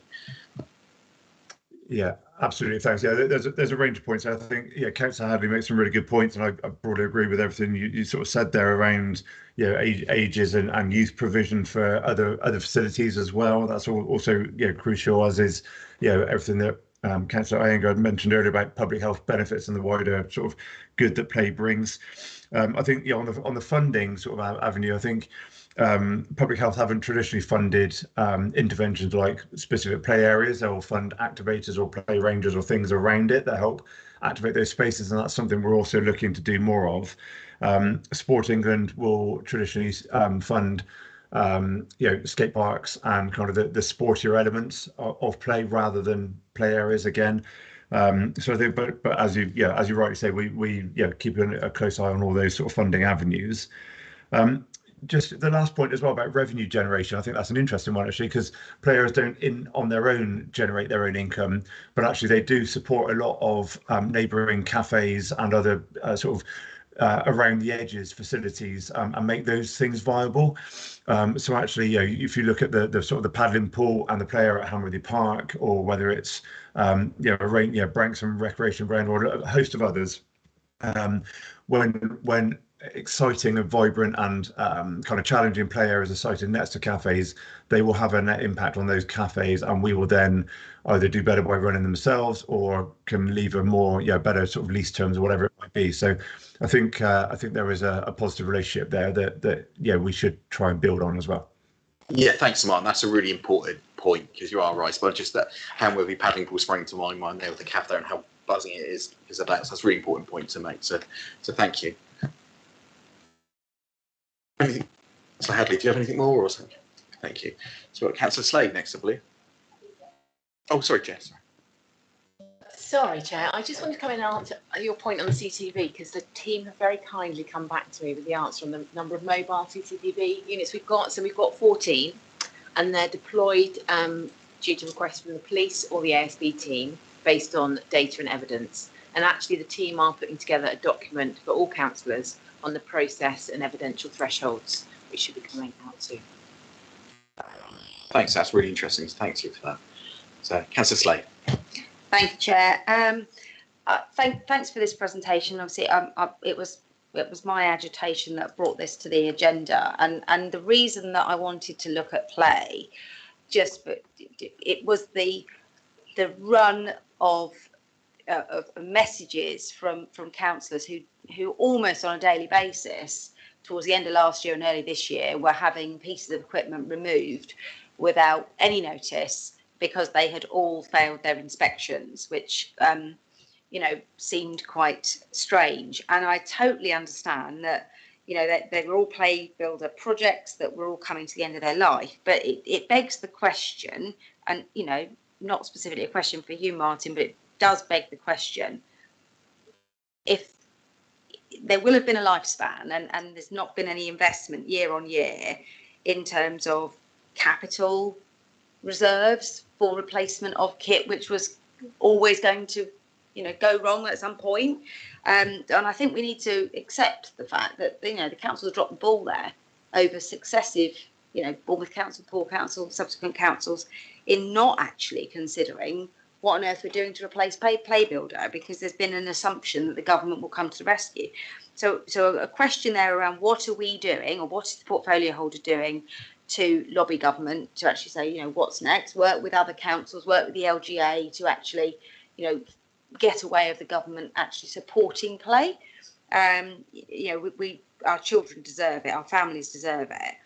I agree with I think it was Councillor Jones that said something about, how on earth, no, actually it was you, Chair, you know, the miracles of making, you know, 151,000 cover 120. That's £1,000 per play area. Well, it's a joke, really. There's no way that budget is sufficient. So from a revenue point of view, you know, I think that needs to be seriously looked at. A few issues I've got worries about. One is, and the question was asked by a member of the public at the last full council, and I sent a message to the portfolio holder at the end of the meeting. I haven't had a reply yet, and that is, if the play equipment is insured, which I believe it is, why does it take a councillor to fundraise for a replacement of a piece of kit? If I, you know, it states they're insured. If there's an arson, we should have the money. So why are we not in? What's the story with the insurance? The resident asked, is the kit insured or is it not? We were told it was. So I'd like to understand what the insurance issues are.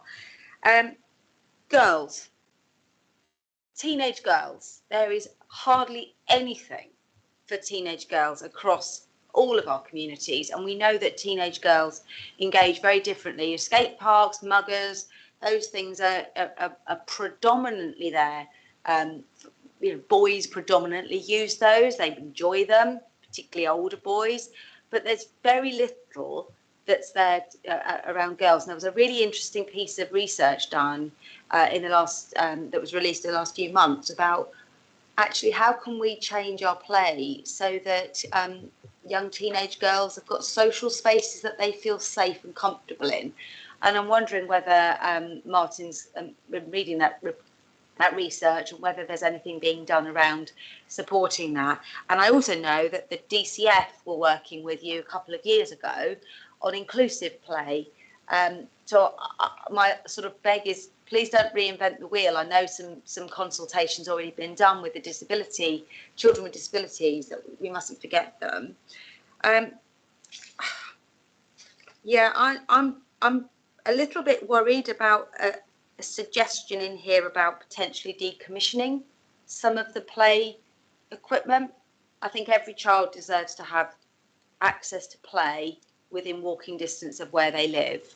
And if we don't have that, until we've got safe ways for children to get to play, I actually think it's a real backward step, and I'd like to see a lot more investment and a commitment to support those small neighbourhood play facilities as well as the destination ones, because, you know, the kids don't go to Poole Park. I went to Upton Country Park yesterday. It was wonderful.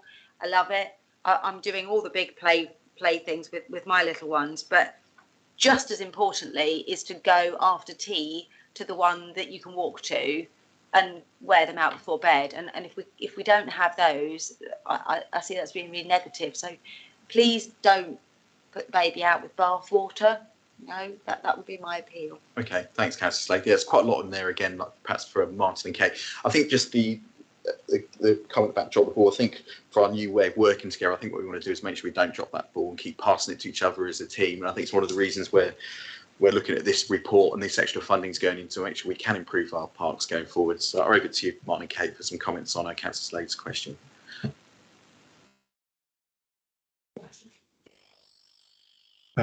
Councillor Engard, did you want to come in first on that? You got your hand up. Is that?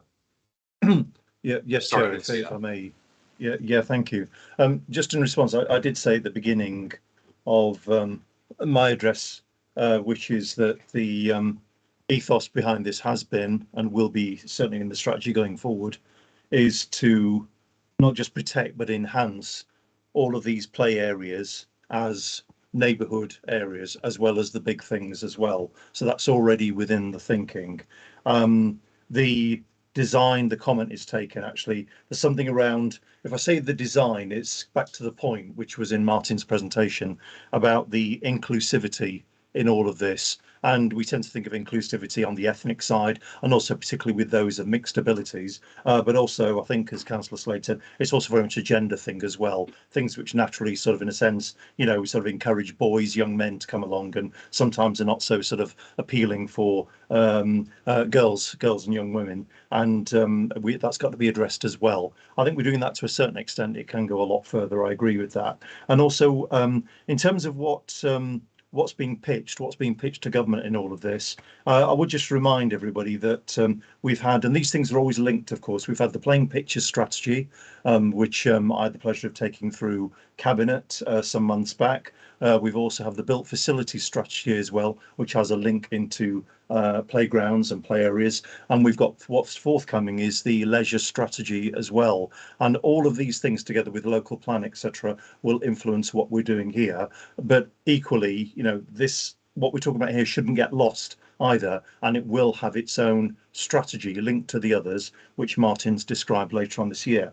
I would say, though, that what is going to be particularly difficult, but I think critical in all of this, is literally the design of what was provided, the sourcing of it, and the maintenance of it. And I think, you know, we know in all walks of life at the moment, sourcing, maintenance, and so on, and resourcing is a particular problem. I don't think it's a short-term thing. I think it's a long-term thing, certainly for decades to come. And that literally we've got to find the right balance between using local suppliers wherever we can for short supply chains, for maintenance, repair, and so on and so forth, but equally sort of going after the best designs that we can to deliver those sort of aspirational visions for what kind of play facilities that we want as well. And that's going to be a very challenging but a very important part of this strategy going forward. Thank you.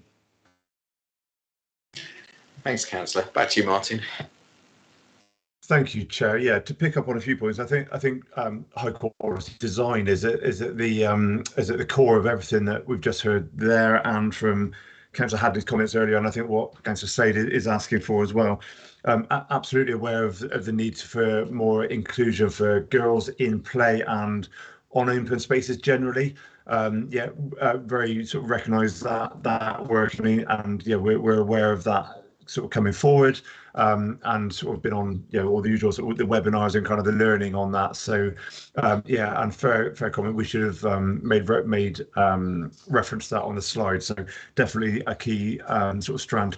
And also on inclusive play, destination sites, the recent work in Poole Park met what's called the PIPA standard. So that's PIPA, which is Planned Inclusive Play Area. That's a national accreditation,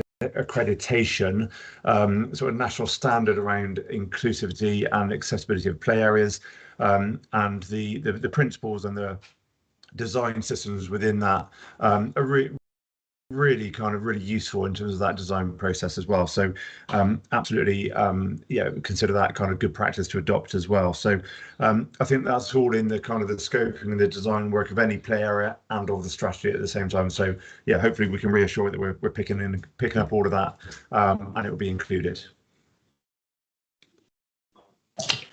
Thanks, Martin. Is that okay, Councillor Slade? Just a question about insurance. Oh yes, yeah. Thank you. Martin, do you want me to come? Feel free. Do you want to come into this one? Thanks, Kate. Okay.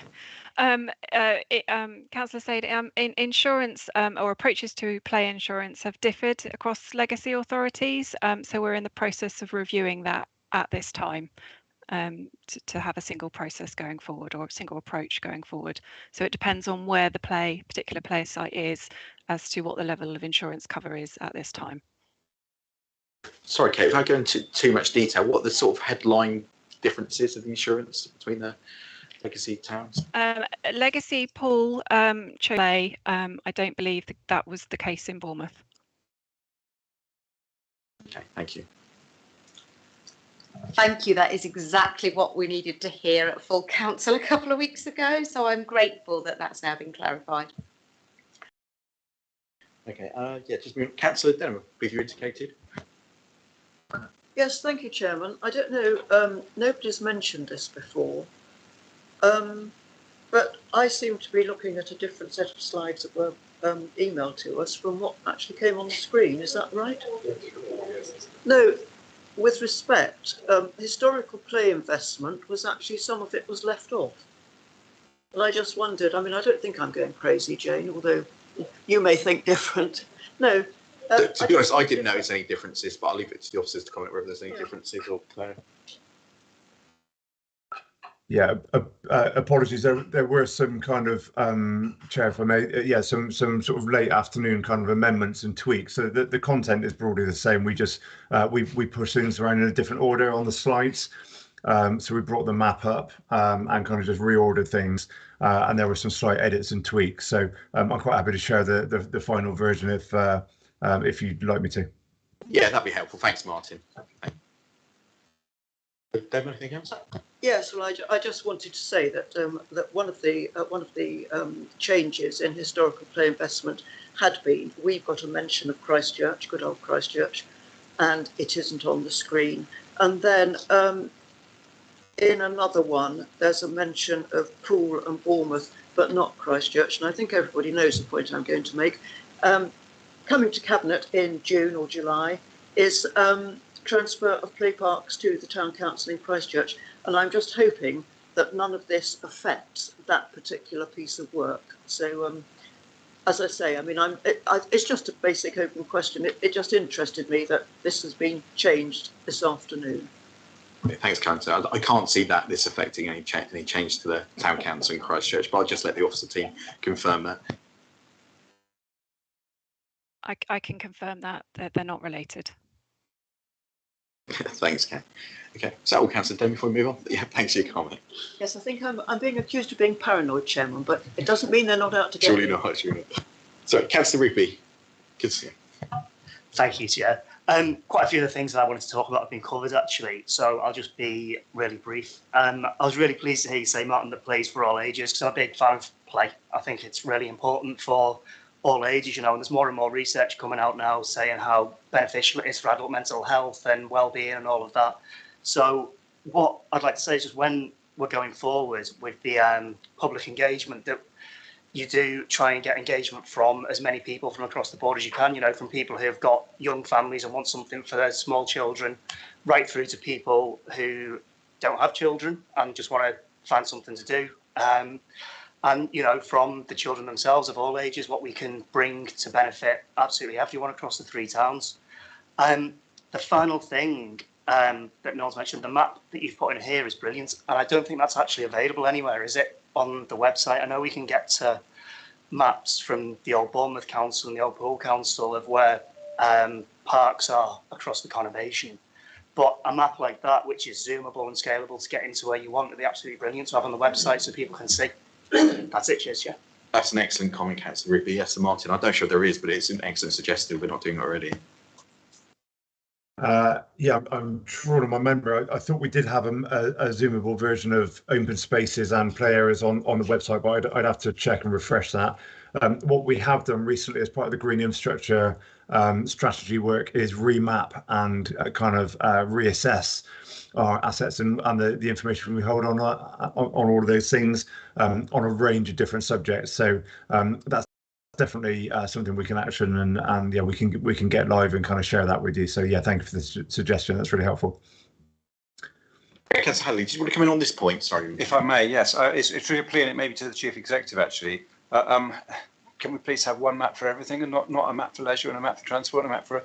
There should be a resource available. I'm hoping it's part of the transformation journey, but there should be a resource that a citizen can log on to know what's in my neighbourhood, whatever it is to do with the council. Thank you. I'm sure that's it. Sorry. So I say Councillor Parent, Mr. Parent. Thanks, Chair. I think Councillor Hadley has asked his question and given my answer. Yes, it will be part of the transformation programme. We have to ensure that we're using our data in a more collective and collegiate way. So I'll pick it up and we'll trade that in. Thanks, Mr. Parent. That is good news. So Councillor Butt, next. Thank you. Firstly, it was refreshing to hear from a previous leader of our council that the self-criticism re successive councils not being responsible for perhaps setting aside budgets. I'm totally responsible myself, having been in a past council, but it was nice to hear that we were actually sort of saying we need to get on with this. Yeah, absolutely. I don't have a concern. I just have just trying to look on this from the public's point of view as to what we're doing. I can see this is developing a BCP play strategy, but I think we need to be careful not to heighten expectations of what it's going to do, because it's to establish the strategy. But what happens once we have the strategy? What then occurs? One of the things I would hate to occur is, as Councillor Slade's already said, that you know, the spatial over provision. That's a little bit worrying. are those are those smaller, get them knackered before bedtime, she's got a point, are going to be subsumed for that larger, more general approach, which is more of a destination play area. I know all these things will be on the officers' minds, but it's just to make sure that they are not overlooked. And looking at actual consultation, it can be a very rude word, can't it? Because it's being done extremely well, extremely badly, or not at all. And there's no conglomeration of the three. Councillor Kelly touched on it, but what is actually going to happen? Because although we will be heavily into holiday time, we will see there'll be a lot of children playing in some of our play areas. A lot of them will be visitors. And obviously that ratio can be extrapolated, I expect, somehow by, are you visiting or do you live here?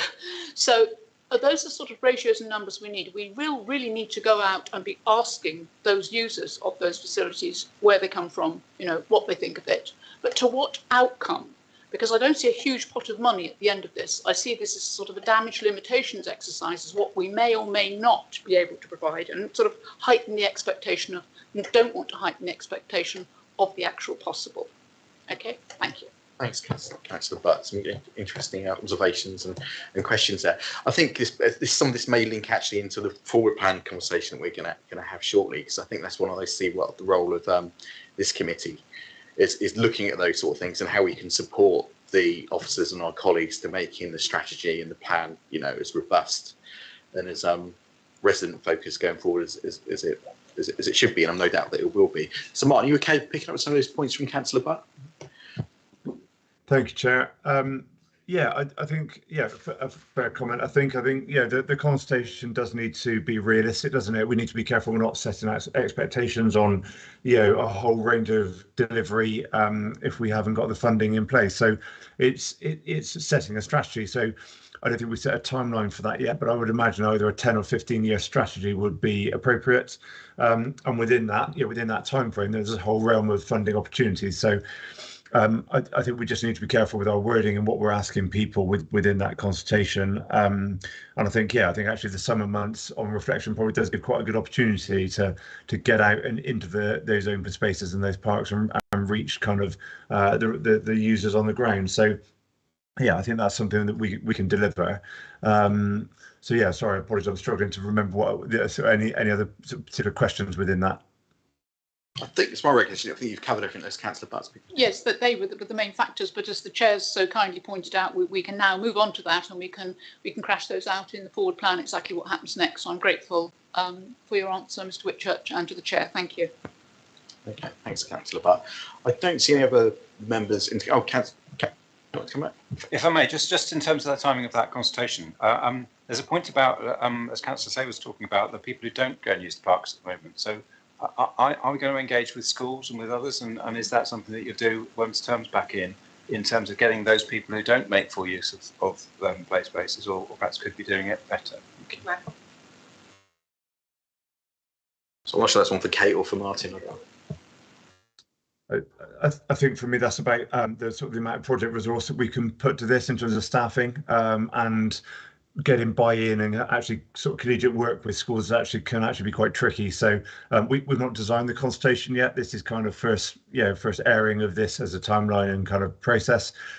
So we need to bottom that out and think about what staffing numbers and how far and wide we can actually reach with this. BCP is obviously a lot of groups to kind of get across. So we need to think about a sort of a mixed consultation program, some on site, posters, visual campaign, as well as digital. Note the request here to make sure it's not purely digital, but that's all staff time and resource. So we need to plan that out and get into that detail.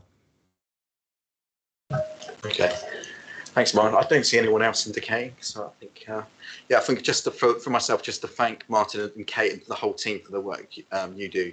I can only comment on my own patch on Catford Heath. Done some great work there through still funding of self-working ward colleagues. We've managed to get quite a lot done there with reasonably limited funds. So just put on record my thanks to you and the team. So thank you for everything you do. Thank you, appreciate it. Thank you.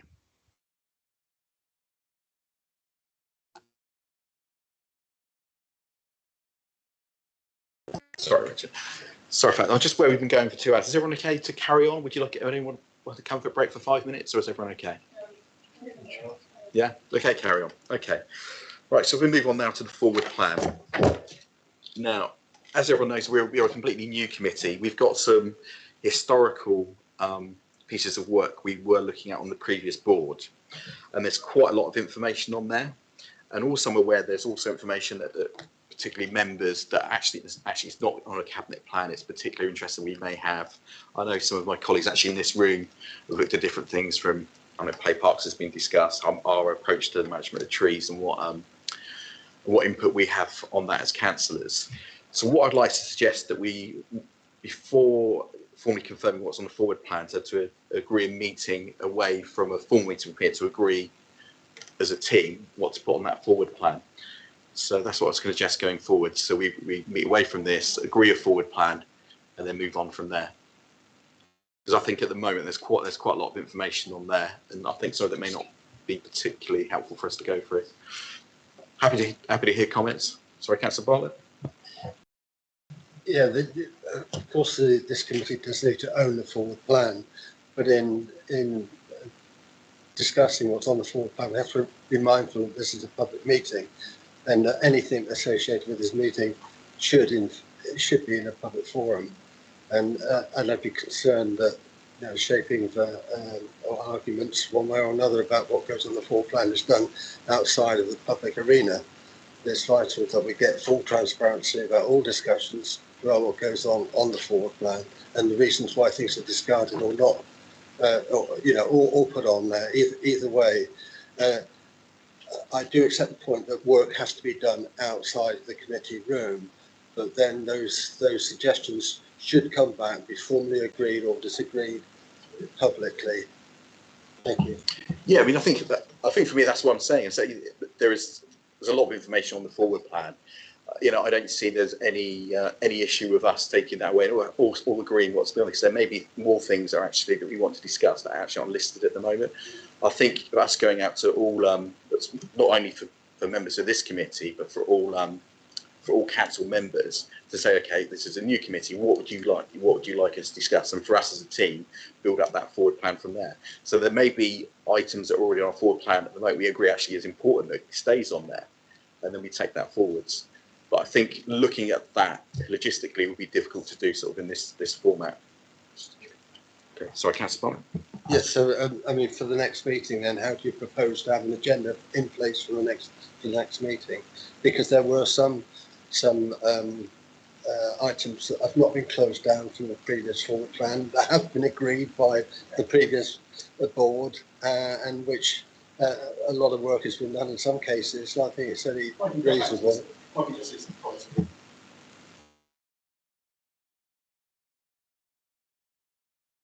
Councillor Slate.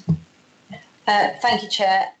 I'm pretty disappointed to hear that suggestion, particularly as the same suggestion came out last week and was roundly thrown out. We have a number of items which members have already, which are either cabinet items which enough members feel should be scrutinised, the public want to see scrutinised, and other items which members, and not just members of the former scrutiny board, I would add, other members who have fed it through people who've on the scrutiny board want to see scrutinised. That should be the starting point for our forward plan. We all know that anyone can ask for anything to be scrutinised. Why would we not start with this? We're here today in public. We have a forward plan. If there's things you don't want on the forward plan, then you and any other person who doesn't want them on there should be in a public arena say why you don't want them on there. If not, we should do them. I don't see any point in having another meeting behind closed doors to agree an agenda when we have a perfectly good forward plan. There are items on the forward plan that we should have immediately onto our next meeting. What this obviously links through to the future dates, in that we yet have no idea when we're likely to even meet. There are items on here that are due to come to a cabinet meeting, and we don't even know if we have a meeting before the next cabinet meeting to know whether we're able to scrutinise it. So I couldn't disagree with you more, I'm afraid, and I think we should be debating here what our forward plan should be, decide on the agenda for the next meeting. Officers, Steve and I have experience of officers saying that they didn't know we wanted to scrutinise something and then they haven't got time to write a paper. We need to have those next couple of meetings booked out. And I think today's as good a day as any while we're all sat here. Okay, thanks for the comments, Councillor Slade.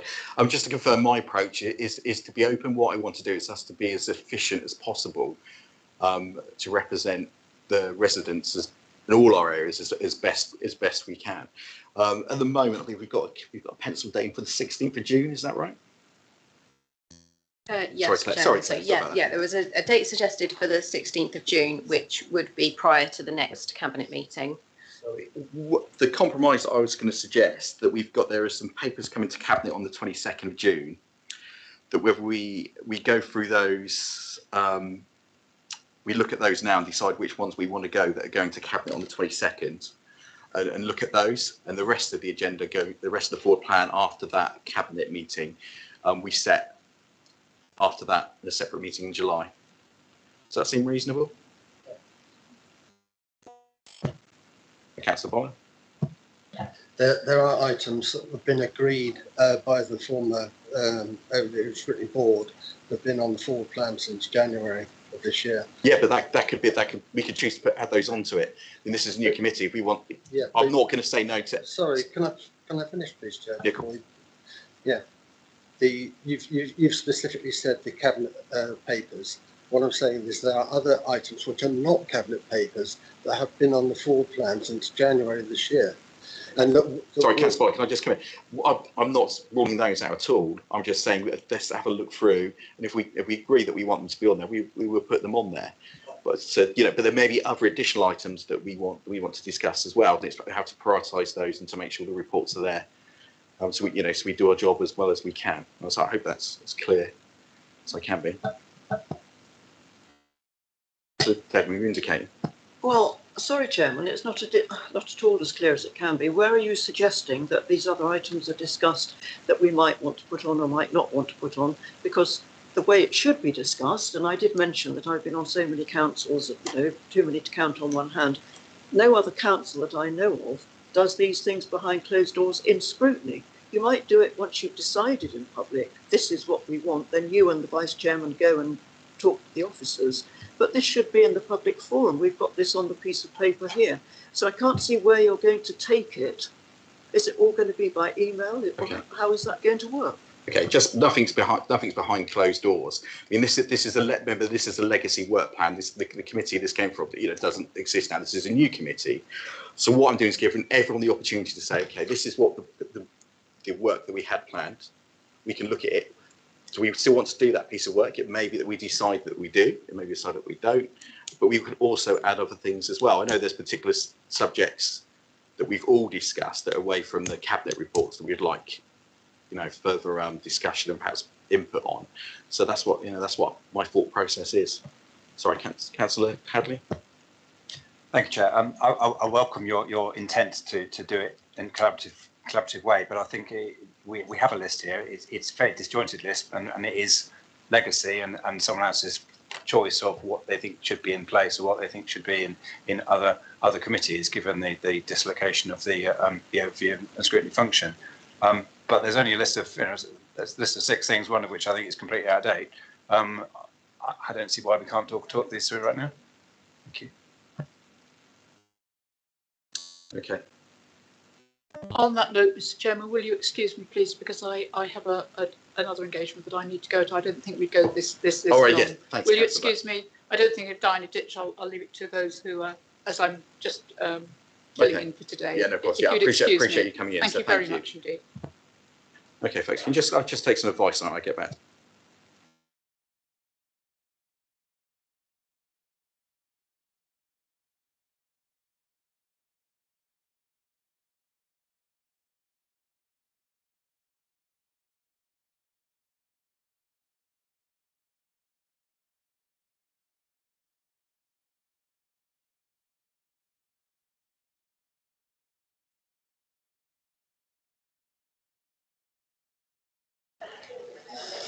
Sorry about the delay there, folks. So what I was going to suggest then, the items that we've got listed for the next meeting, which will be the 16th, which deals with a majority of items coming to cabinet, I believe, on the 22nd.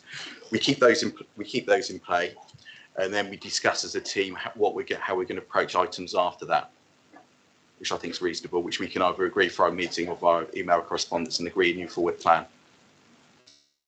Chairman, I don't know if it would help, but just for clarity, I think the one item that is on the forward plan for the Cabinet meeting on the 22nd, which was also a legacy item from the Overview and Scrutiny Board, is the, sorry, I'll just find it, the BCP Future Places regeneration update. I don't believe there's any other items on the Cabinet forward plan for June that were legacy Overview and Scrutiny Board items.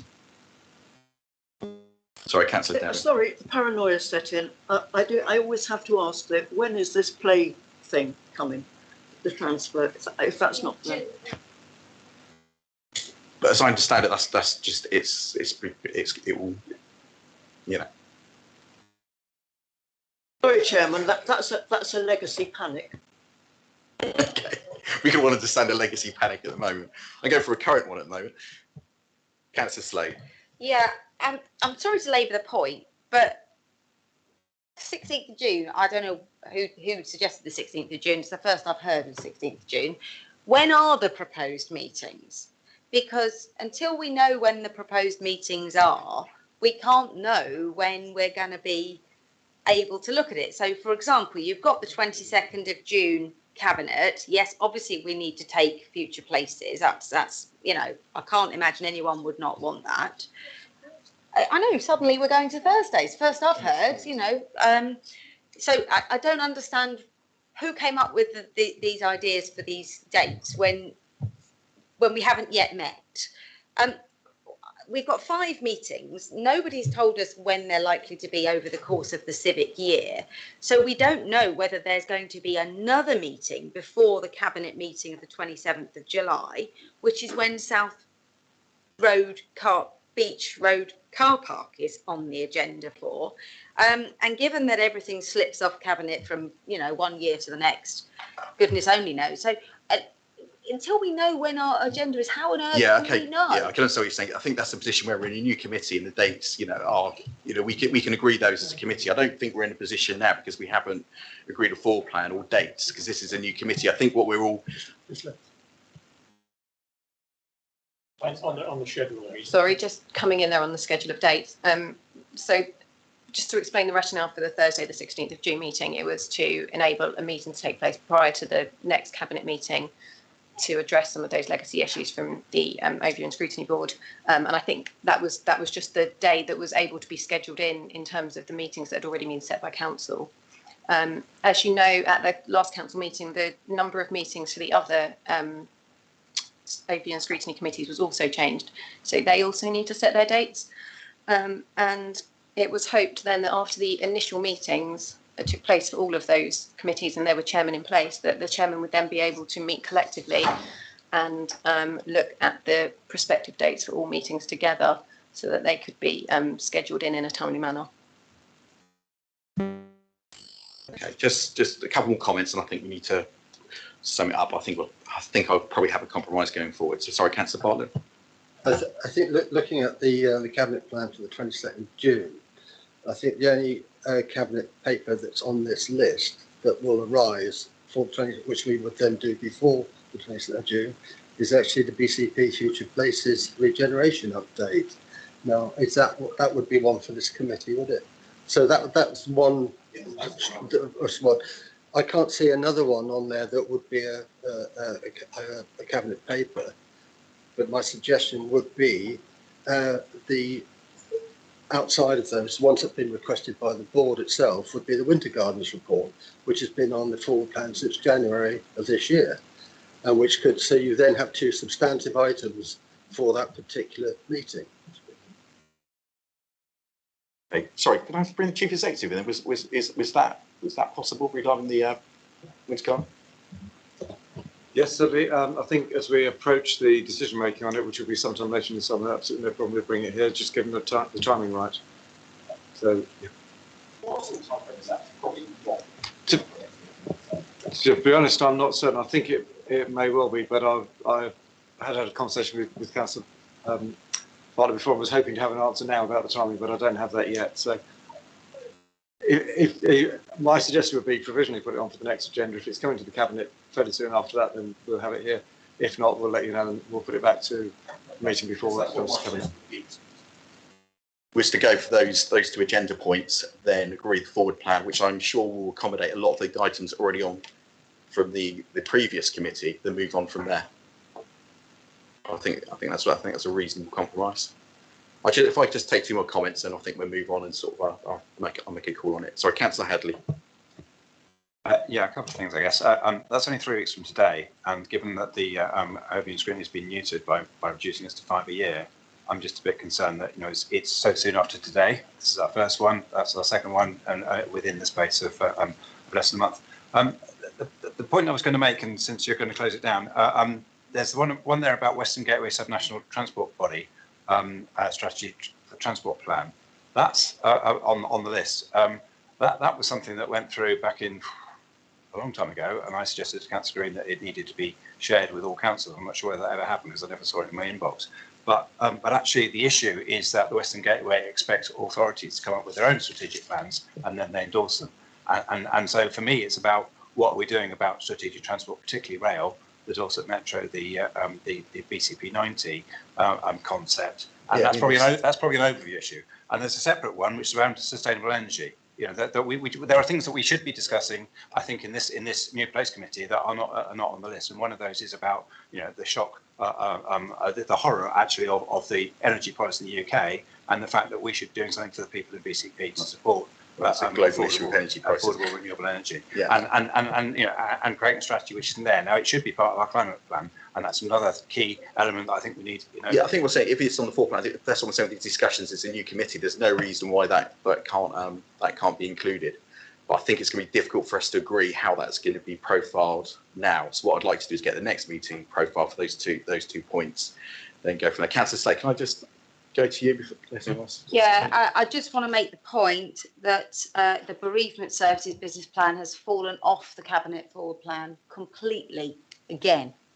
For the record, it's getting a bit crazy that the cemeteries regulations is there, but the bereavement services business plan has gone altogether. We can't keep losing things from the cabinet forward plan. They should be there even if they haven't got tape, not just this. Again, that's one of the things that we could look at as a committee on the new forward plan for this committee. So that's the whole purpose of this conversation. So Claire, so I think of the two points we're looking at for the 16th, we've got the winter gardens and the future places regeneration update. So we'll go for those 2 agenda points for the next meeting, which were provisionally set for the 16th. And then I will be in contact with the existing forward plan. I'll ask for every committee member's input on that, and also for other councillors as well, because there'll be bits and pieces all around our wards that we may want some sort of committee scrutiny and oversight on. So I think that's a reasonable compromise. Okay, folks. Councillor Rigby. Thanks, Chair. Can I just clarify that we're just going to take those 2 forward then for the next meeting? Because if we're only going to do 2 items a meeting, and what's on the forward plan there, and we've got 5 meetings a year, this is going to take quite a while to get through all of this, plus following the cabinet. I mean, traditionally with the old overview and scrutiny, we'd take 3 items per meeting, which ended up being 6 a day was a bit much, but I think 3 items is reasonable. So okay, so what I'm looking to do, because there may be papers that go to cabinet that actually we think that everyone's comfortable with. We think actually everyone's happy with that, but there may be other parts of the council or policy that everyone thinks that need improvement, and those things that will give us the opportunity to look at. I think there may have been an over focus on looking at things, everything that goes to cabinet, but actually, if there is a general agreement for that, there is no reason for us to get to pick over it. We've got opportunity to do that in full council. So that's what we need. That's what we need to be more streamlined. What we want to do is go back to the same thing. Is that workload being too heavy for that committee? Yeah. I totally. Sorry, is that okay? To come back. I totally understand that, but we have got a few items here. The one which I'll draw attention to is the severe weather protocol for the homeless, which isn't related to the cabinet, which I think is important to bring forward. And I know a lot of people think on that side like it's severe weather in the winter, but we are coming up for summer where we're going to have. Sorry, Councillor, just to come in, we can include it. It's a new committee, you know. I'm quite happy to say we will look at that as a hugely important issue. And of course, we're including because we're a new committee. So I think everyone's thinking the impression that things are going to just be pushed away. That's not going to be the case. It will be like, no, we've all got an interest in this. We need to make sure this is right to provide the best service and protection for our residents. But there may be other things that we agree on. We think actually we're happy with that. We don't need to look at that. But let's have a look at this issue. So that's what I want to do. So I think the best way forward is to move on to this next meeting with those 2 agenda points, and then we can agree a new forward plan, including those important items which are here, but then maybe other things that we can include as well. And I'm going to be completely open and transparent to doing that with all the committee members and other councillors as well. So I better another couple of comments, we better move on. So, Councillor Parlitt. Yeah, thanks very much for the chair. That's a reasonable way forward. Just to clarify, there are some working groups which are still standing, and the future of the working groups needs to be explored as well. In particular, the local plan working group. What's its status? Will it continue? Will it not? The enforcement working group started, but it stalled for various reasons. There was also a requirement for a tree strategy working group, which we never got going because we just couldn't start. We weren't able to start more than one working group at any time. That's what in my agenda as well. It's one person that comes up with all our residents on a daily basis that I believe we need to I think that one of the real key ones here is the future of the local plan working group, because there's been a lot of work done by that group, whether it's got a future or not. Can I just pass it over to the officers to comment on the future of the working groups, because we actually discussed that. So so obviously the local plan working group was paused while they went out to consultation, and then there is the intention that would reconvene at some point. I need to go back to officers on that to check on the sort of time frame. The enforcement working group, officers have advised that they'd like to get that underway, but they won't be able to have the resources to do that until approximately sort of September time. But again, I think these are all issues that would need to be discussed further for the committee. And then the tree strategy working group again, I think officers starting to work on that in the summer, and that's sort of the time frame that they were looking at for input from a working group for that one. Yeah, it's been a long time since been that.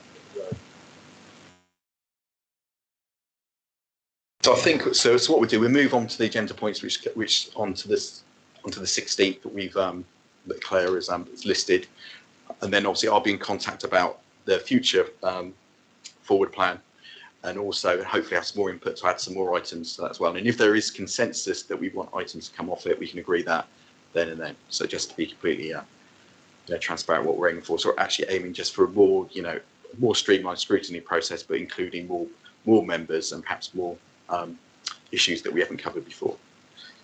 So, Councillor, say one more comment, then we better sorry, Chair. You're actually telling us that between July 2022 and April 2023, we have got 3 meetings. That's it. 3. No, this is 1. 16th of June is 2. That leaves us 3 meetings. So we basically can't have one in July.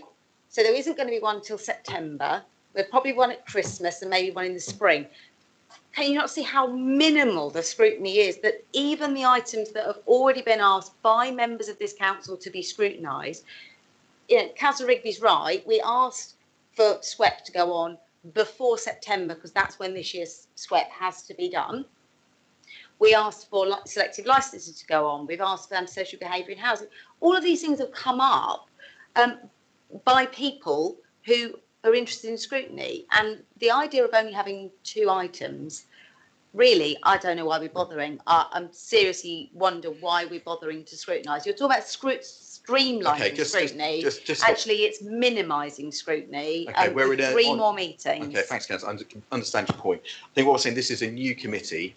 We've inherited lots of items from a different committee. So what I'm suggesting now, the 16th is a tight deadline, but if we don't have those items on, it's probably limited to what items we will have, and then working together we can agree what we're going to look forward in the new forward plan. It's the only way forward. We've discussed this and obviously people weren't happy, but I can't see an alternative forward. Steve and I were refused items to go on this committee because they weren't time sensitive, which was complete rubbish because they have been on this forward plan for months.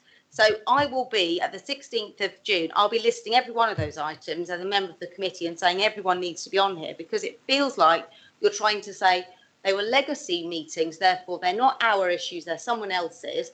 Well, there's 7 of us who were members of that previous committee who are sitting here today. And we all agreed they were going to go on. And you're effectively saying, well, they don't count anymore. There's no way we can even do these items if you're only going to take 2 per meeting, really. And the suggestion that we'd be finished by 8 o'clock, well, good luck. Thanks, Councillor Slade. But I think if we've got, go back to my original point, this is a new committee. Those items on the forward plan can be included in the new committee, but we need to move on from now. So we've got the 16th penciled in with the 2 agenda items that Claire has mentioned. So I haven't got any other urgent business. So at that point, I'll close the meeting. So thank you, everybody.